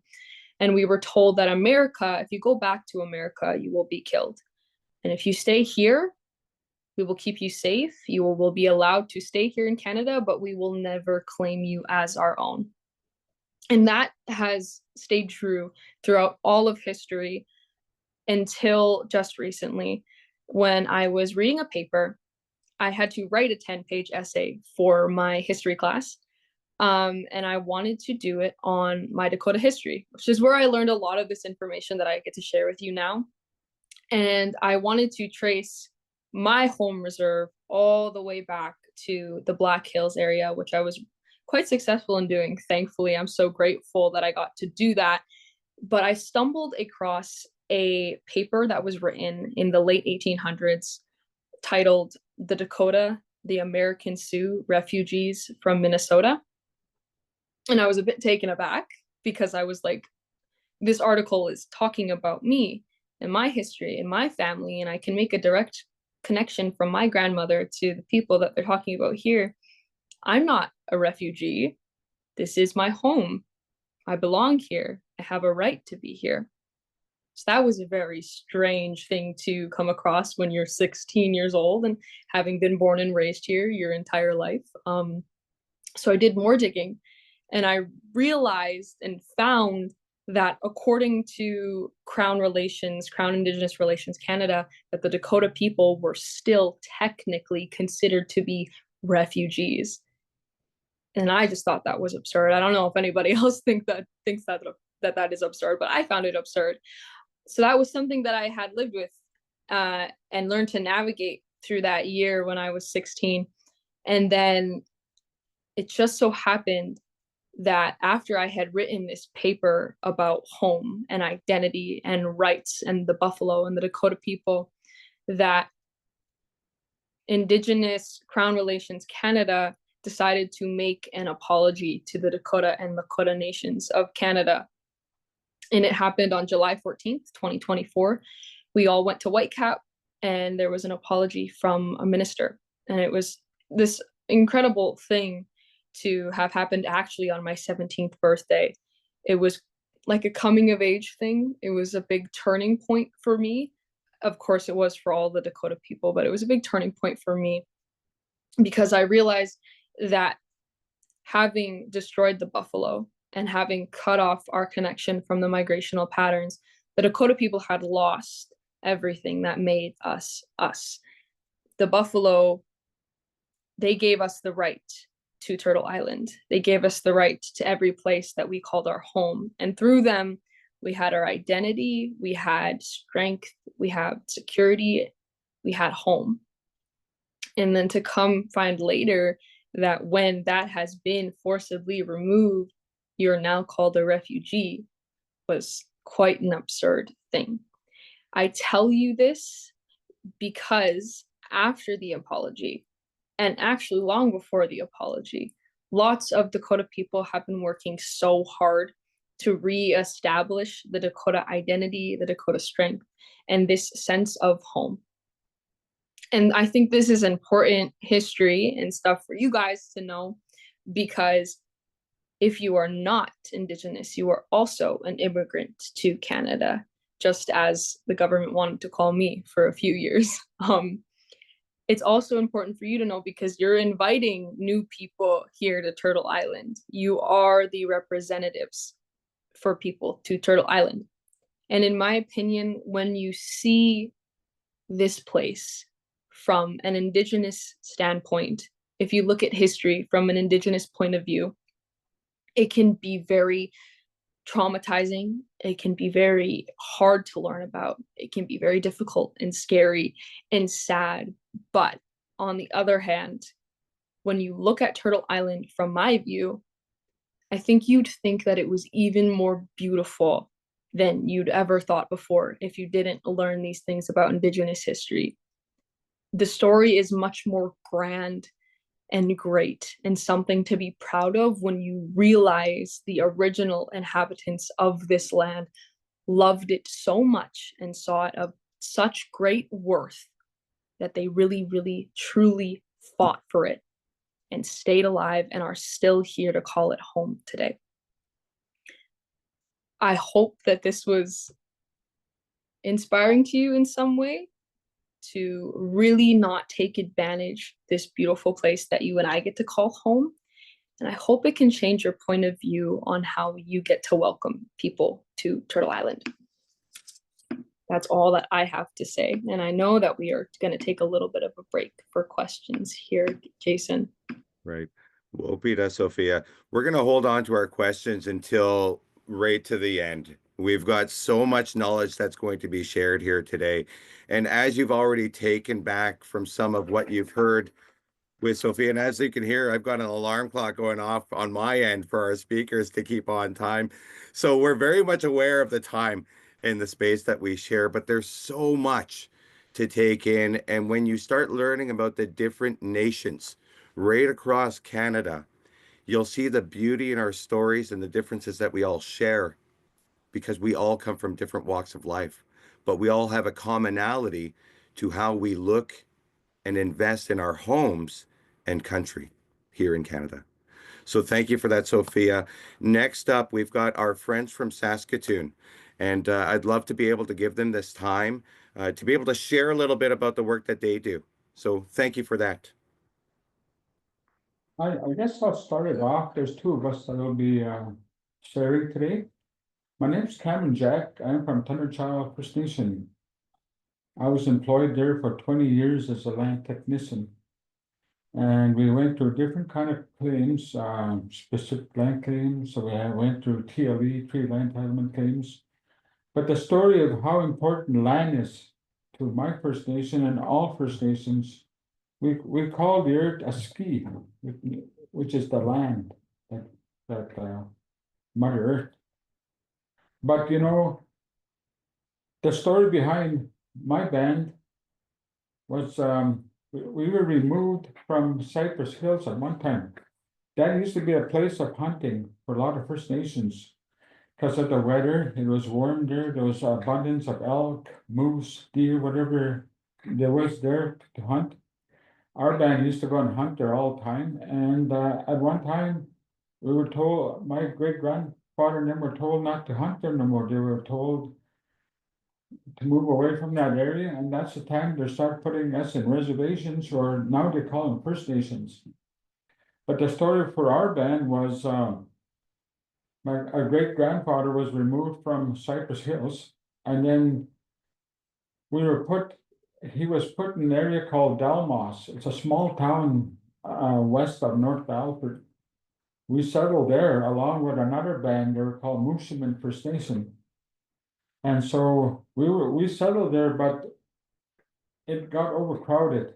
There was not enough farmland. My people, the Thunderchild First Nation, were farmers. They were very successful. And then next thing we knew, we lost that land to a surrender. Some people from the east that came there from Church of Canada, they came there. And they offered us money to sell our land there at Delmas. 3 times the vote went through, and each time it was a no. So finally, on the 4th time, our people said yes. There was a book written on it outside the Women Cry. It's the history of how Thunderchild, how we had to surrender our land there. So after that happened, we were moved away from Delmas, moved about close to an hour and 15 minutes north to a place called Thunderchild, which where we reside now. But Delmas had a lot of good farmland there, and that's kind of one of the reasons why we lost that land, because we farmed it. And so where we remain now we're about an hour and 15 north of North Alfred is where my band resides now. But maybe it was good we got moved there, because we have oil, we have natural gas that's tapped, and we own a considerable amount of land. I was a technician for 20 years for my First Nation. And because of that land we lost in Delmas, we had a big, large, specific claim that we settled with. And that was done in 2003. And from there, we got money for lost use of land that we lost. And from that, it was put in a big trust for our people. We could only use the interest part. The principal was never to be touched.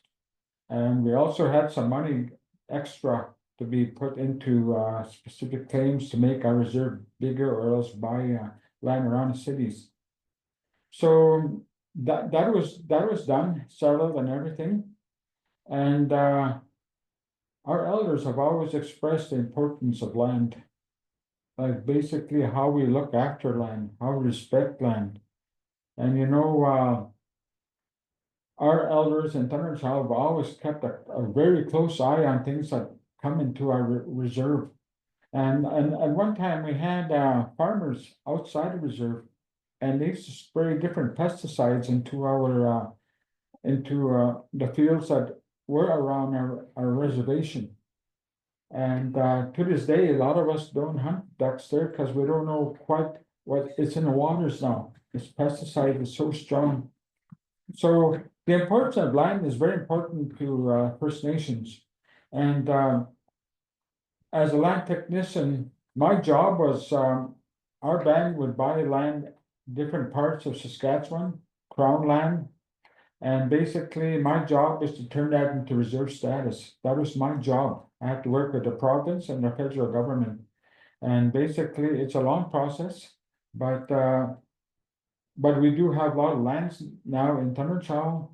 And basically, we have a huge land base, but they're still working on putting into reserve status. It's a long process. The government sure put a lot of requirements. The province has a lot of requirements, but eventually we will, what all the lands that we did buy and that we did purchase to our specific claims, to our treaty land entitlement claims, they'll be put into reserve status, because if they're not reserve status, we're still paying taxes on that land. So basically, we're still working on that. And, I like to say that the government is still working with First Nations through specific claims, through treaty land, to comprehensive claims. So it's a lot different. We used to lose land way back then, got land taken away, but now we're getting that back.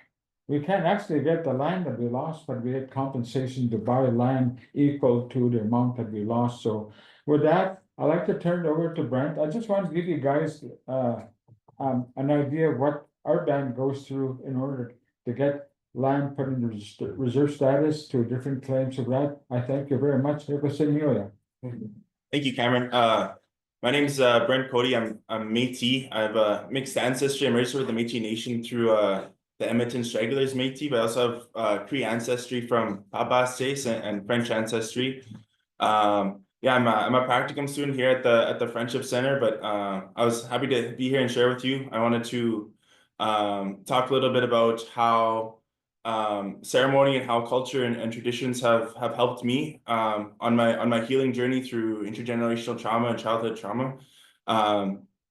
Yeah, one of the things that I've been learning through ceremony is the importance of relationships, building relationships, not just with each other, but also with the land, with the water, with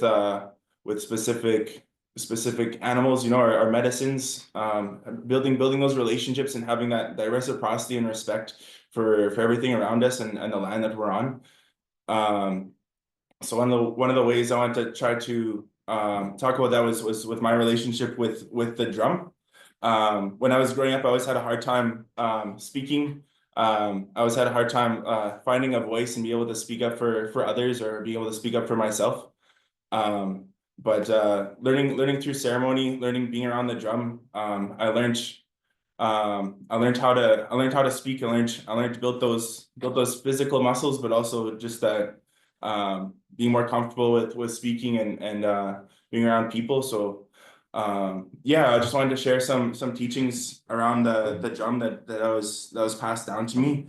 Yeah, one of the things that people don't know. Well, lots of people know that the drum represents the heartbeat of the people, and when the drum is actually vibrating, it actually helps to project your voice to be heard throughout your area wherever you are. So yeah, I wanted to share a song with you guys. It's called the AIM song. It was given through ceremony around the 1980s to the American Indian movement. It's about sorry. What's the word? It's activism. It's about activism and bringing people together. The song was sung to bring everyone together. So I want to share this song with you all. I know we're kind of short for time, so I'll do two starts to this song. But what was that? Okay. So when we start the song, lots of times I was taught to bang the drum 4 times. So the first time, when you hit the drum, you're sending out the sound to the spirits, and they kind of stop and they listen. And then the second time you beat the drum, they can hear where you are, and they know which direction you are. By the third time you hit it, they're on their way to come and sit with you. And on the fourth time, they're there in the room with you. So I'm gonna share this AIM song with you. Yeah.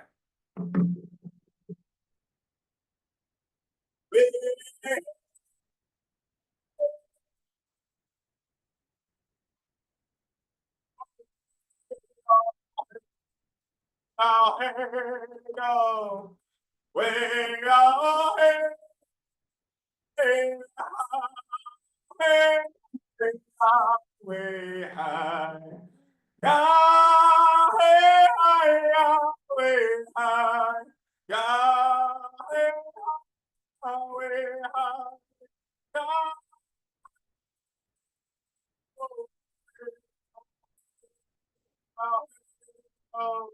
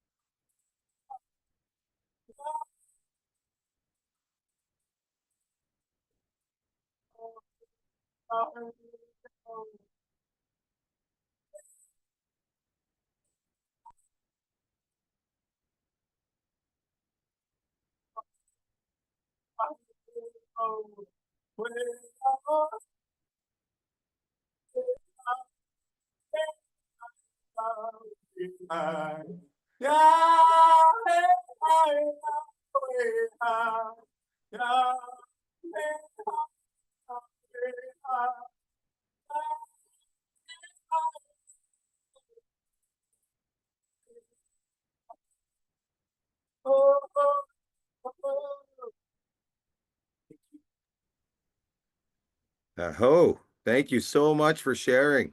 You know, there's so much in the stories and the commonality of the words that are being shared here. And one of the themes that is already coming up, and I'm hope that you're hearing the words and in the way that I'm hearing it as well too, but land, right, seems to come up quite often.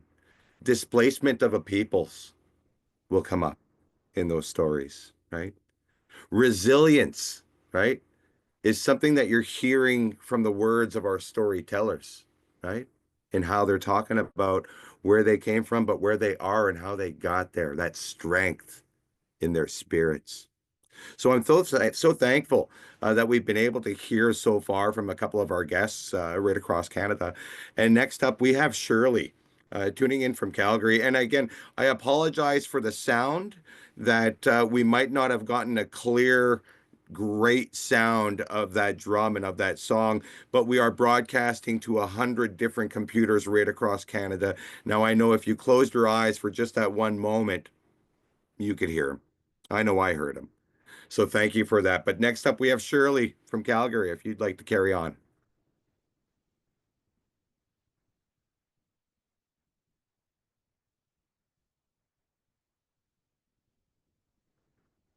Shirley, are you here with us? She might have some difficulty logging in, but we'll move on to our next speaker. And if Shirley, you do get on, we'll get you on to the next round here. But Adrian, if you are logged on, we'd love to hear from you. Yes. Hi. Thank you everybody for being here. My name is Adrienne Breithigal, and I'm project manager with Immigration Partnership Winnipeg. Sorry, I just got to change my view here because I cannot look at myself while I talk. My work with IPW is I handle our Indigenous and newcomer engagement work and truth and reconciliation work. And I kind of walked a little bit in two worlds with this work. I myself am mixed ancestry as well. My father's side originally came from Germany, hence the very strong German sounding last name. That makes me sound like I am also an immigrant. But on my mother's maternal side, my ancestry there is Indigenous. My grandfather was Red River Métis. And on my grandmother's side, unknown First Nation of some origin, which is one of the reasons why this work is important to me, because my grandparents did not speak of their heritage or culture growing up. We did not get to learn where my grandmother came from. So I don't have the ability to claim a nation.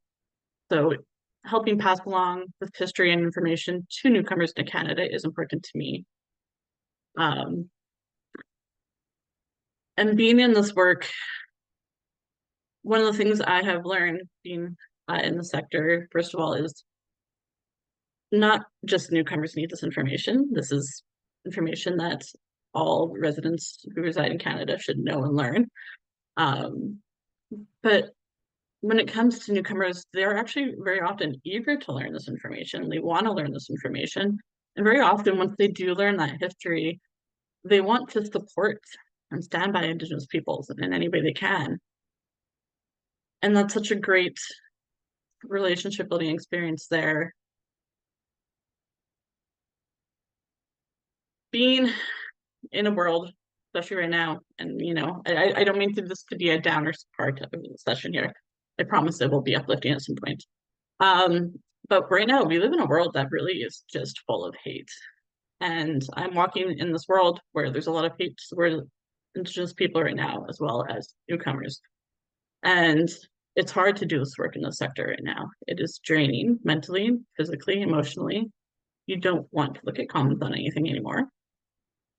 And one of the changes I've seen within the sector doing this work in the past 3 years, it's gone from feeling like educating to create awareness and spread information, help pass down this knowledge and information and history and culture, to having to do it to educate to stop hate. And it's just a shift that I've noticed in the past 3 years. And it's a shift that I hope that we move away from, because hate is so draining. It takes so much energy to hate. I just don't understand that. I never really plan out when I'm going to talk about something like this, these kind of events. I just kind of let whatever is going around me all that day kind of inspire what I'm going to talk about. And I had a colleague yesterday evening share that they had an experience out in public where they were harassed for being an immigrant. And just to take that time out of your life to hate on somebody because they're not from here, or they look different. Like, I do not understand the concept of hate. Hate to me is something that should be reserved for, I hate pineapple on pizza. I hate it when my sock falls down in my shoe while I'm walking. Hate shouldn't be reserved and used against somebody's culture, skin color, who they love, how they want to identify. Hate isn't something that should go against those things, because those are just things that are inherently human and bind us all together. Hate should be towards silly things, not people. And so doing this work is important because it helps find those relationships and commonalities between the groups, hopefully address some of that hate. And the thing about hate, it takes a lot of energy, it takes a lot of resources, it takes so much time. And people who hate are so much louder than the people who want to be good and want to be allies. And right now, the people who want to be good, want to be allies, need to start being louder. And the colleague shared that after this person harassed them, people came up to him after and apologized. But they did not do anything in the moment. So I guess what I'm saying right now is both sides, Indigenous communities and newcomer communities, where there's so much hate going against both of them right now, need to start coming together to join forces so that we can be louder than the people who are hating. Because if we stopped hating, think of how much more things we could get done in the world in general. How many things that could be solved if we stopped putting all that energy of hate towards person or culture or religion, anything like that. And convenient too, people need food, people need shelter. So that's just kind of my experience in this sector is there is a lot of growth and love there. And those two sectors kind of need to start working together more to help stop fighting off that hate, because it's going to be rough for the next couple of years. And hopefully working together, we can all do a little better and share a little love more. Thank you. Adrian, miigwech, thank you for those words. You know, yeah, you're absolutely right. Quite often we put ourselves in front of large groups, not really knowing what's going to come out of our mouths, but we prepare for that impact. And quite often, if we're going to speak from our heart and we're going to speak with spirit, we speak truthfully and honestly, right? And we don't do that enough. And when we look into our offices and our environments where we feel we are being supported, it's quite often in those times we find that we are the ones standing alone. So thank you for sharing from the heart. And thank you for sharing some of the experiences seen in the realities of what we are working and living within in 2025. So thank you for that.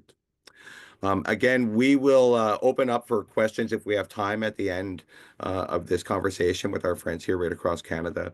I'm going to take this time to put out a call once again to Shirley.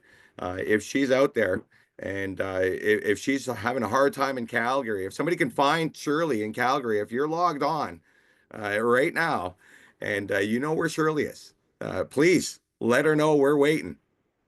But, you know, more to that, we talk about the communities and we talk about the connections and we talk about the relationships that we share as common people, right? Not one that's higher than the other, no level of hierarchy. And quite often when we're sitting and working with people, we have a desk that divides us as unions, right? When do we start looking at people for the people they are? When do we start judging people based on stories we've heard in those circles of rumor?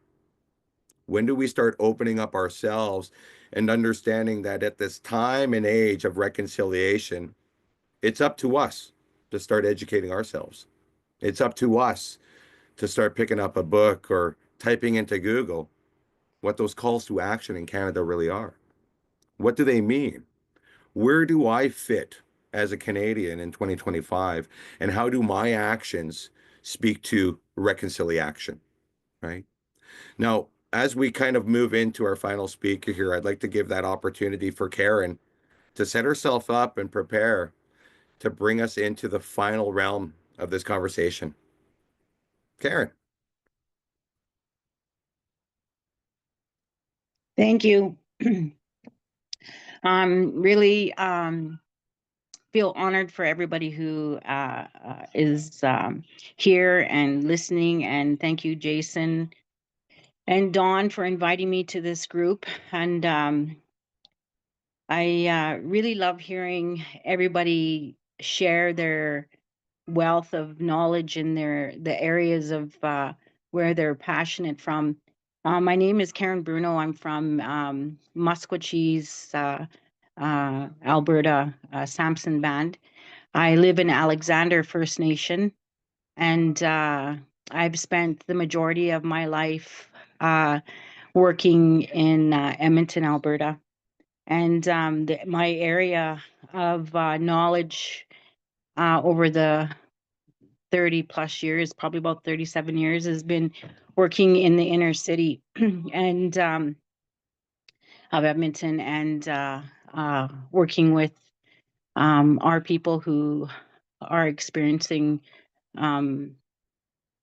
different areas of homelessness and drug addiction, gang affiliation, prostitution, the sex trade industry, and all those other areas. I'm now in my 60s, and I've actively also participated in my ceremonies of Sundance and ceremonies of dancing in the summer. And I want to say that my knowledge that I've acquired has come from a lot of the people that I've been able to walk beside in the inner city, my ceremonies, my own personal journey of living um, on the streets as a young lady, and my education in corrections and um, in the social work field. So I've got a vast round way of knowledge and sort of putting things together. Um, we talked a lot about who we were as a people and our connection to land, and us being land-based people and ceremonial people. And it's so important for us to pass that on to our younger generation. And it's so difficult at the same time to pass that on to our younger generation, especially in urban settings. And as a result, of our disconnection to our language, our culture, our ceremonies, sometimes we don't find that strength that we need to be able to fight some of those things that come our way that I call colonization. And we can't find that balance between who we are as a people and who society wants us to be in terms of assimilation.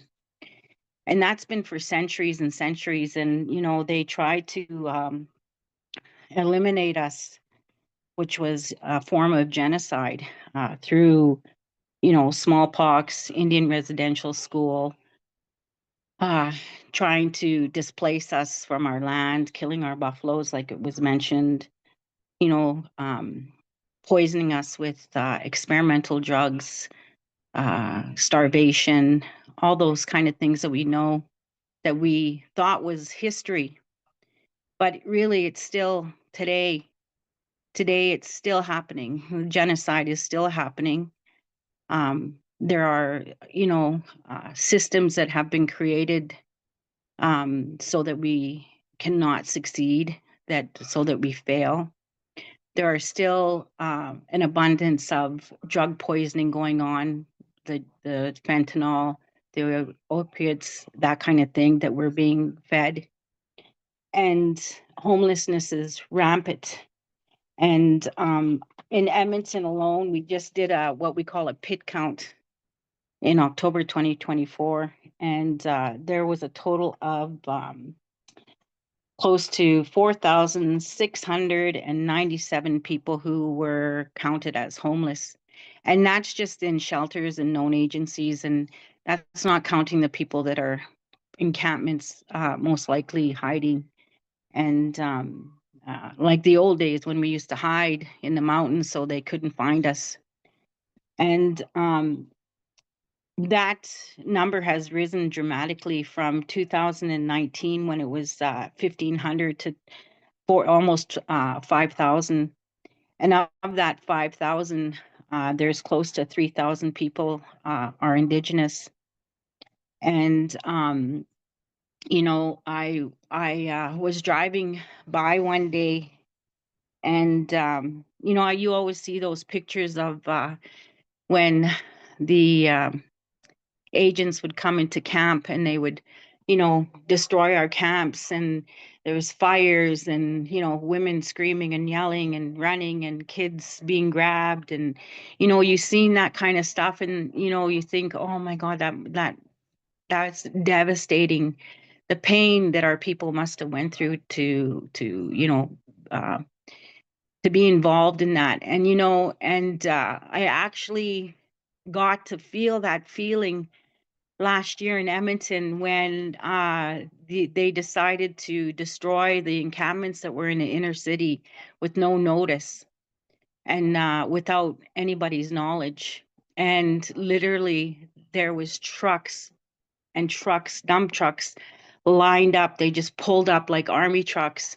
And then there was people who in hazmat suits that were coming out of those dump trucks, and there was police officers, and there was just so many. It was just crowded and overwhelmed. And I just happened to be in that area, and they rushed them, and they were like, people were rushing to pack what they had, and put it in their carts or just to grab what they could, because those were their homes, those are their valuables.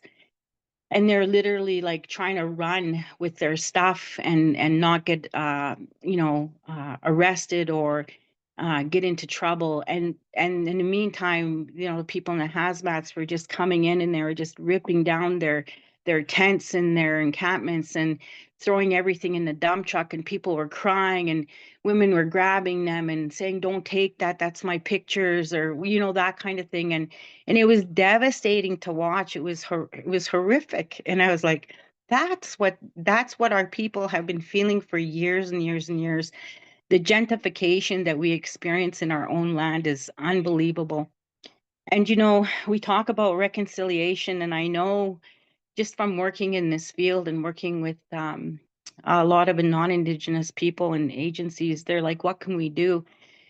And people are on one side of the fence, Indigenous people, and we're so gracious about sharing our knowledge and our culture. We don't hide it. We invite people to our ceremonies and all that kind of thing. And then you got non-Indigenous people, and they're like, we want to do something. We don't want to offend. We don't want to upset. We feel awkward. We don't know where to start. And the first thing to start is to understand where you are in this journey of reconciliation, and also understanding that you're a guest in our country. If you went to Mexico and you were a guest there, would you not follow their laws? Would you not honor their culture? Would you not honor their language? People even try to learn how to speak that language when they go to that country. Like that's what a good guest does. A good guest, when they come into your home, they don't steal, they don't disrespect, they don't try and change the culture of your home. This is our home, and that's what exactly has happened. And so, think of it as you're a guest, and in order to continue being invited, could you just stop and think, what would happen if I was uninvited? What do I need to do to be invited and to stay invited to this country? How do I stay as a treaty ally? And when you start thinking about that, and you talk about reconciliation and not knowing where to start with that thought. And the other thing is, start to the thought that you could have is, there are people that have spent tears and time sitting down, writing down what you could be doing. And they're all the recommendations from the TRC, from the Murdered and Missing Women, the UNDRIP. Read them and think, what is the part that I can play in this action participant? And you can do it from a personal standpoint, from an employment standpoint, from an agency standpoint, from an ED standpoint, and stop and look at those and think, what is our role in that reconciliation? But I just want to say, if people think that, Indian residential school, which is now child welfare, drug poisoning hasn't stopped, starvation hasn't stopped, gentrification has not stopped. There are literally policies, there are systems that are meant to do harm. That hasn't stopped. So, if you think that war is over, it's not. But we still sit here and we prevail and we try, and we are strong people because we're land-based people. We know how to pivot and turn, because we had to pivot and turn due to weather, due to drought, due to starvation, illness, whatever. We were able to do that. And so that's what we continue to do as a people, because it is internal to us. It is a survival mechanism that's been created by Creator to give us, and we're able to be resilient that way. We have that kind of gift from Creator. So with that, I want to thank you guys for allowing me to be here and say my piece. And again, I wish you all the best in your guys' journey to reconciliation. Thank you. Kachi Miigwech, and thank you so much, Karen, for sharing from the heart, right? And sometimes these stories, as much as we want to sugarcoat it, right? Or we want to throw in a rainbow here and there, just add a little bit of light. True history is that it's hard to hear, right? And sometimes it's even hard to talk about. You know, I was born in the 1970s. When I was born, I was told I was an Indian, right? As I started growing up, government said, now you're an Aboriginal. Then they said I'm Native.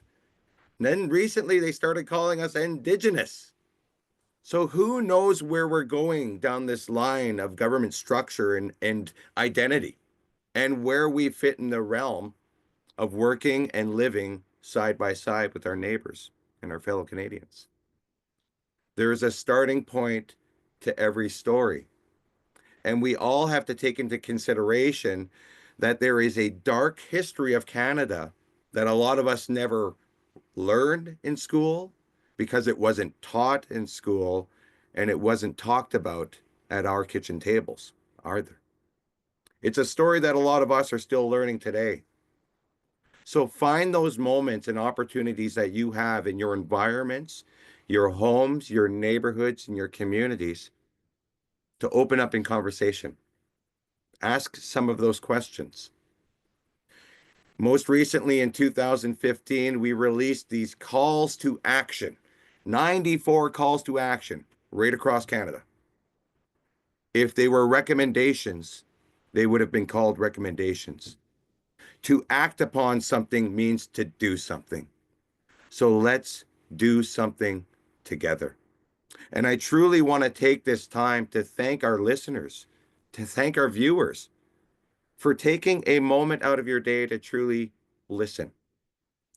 We live in a world where we're often going 150 miles an hour to get to the end. So let's do what we need to do today and starting those conversations here at home. Now, unfortunately, we missed one of our speakers. She wasn't able to join us here today, but we are hopeful that down the road, these presentations will continue and that we can have more fireside chats around topics that interest you, about topics that are common in our values, in our teachings, in our stories of strength and resilience, whether it be in Alberta, whether it be in Saskatchewan or Manitoba or Ontario or on the West Coast or East Coast. We all have a connection to share. And as I opened up with my names and my spirit, one of the things that always leads me is that eagle.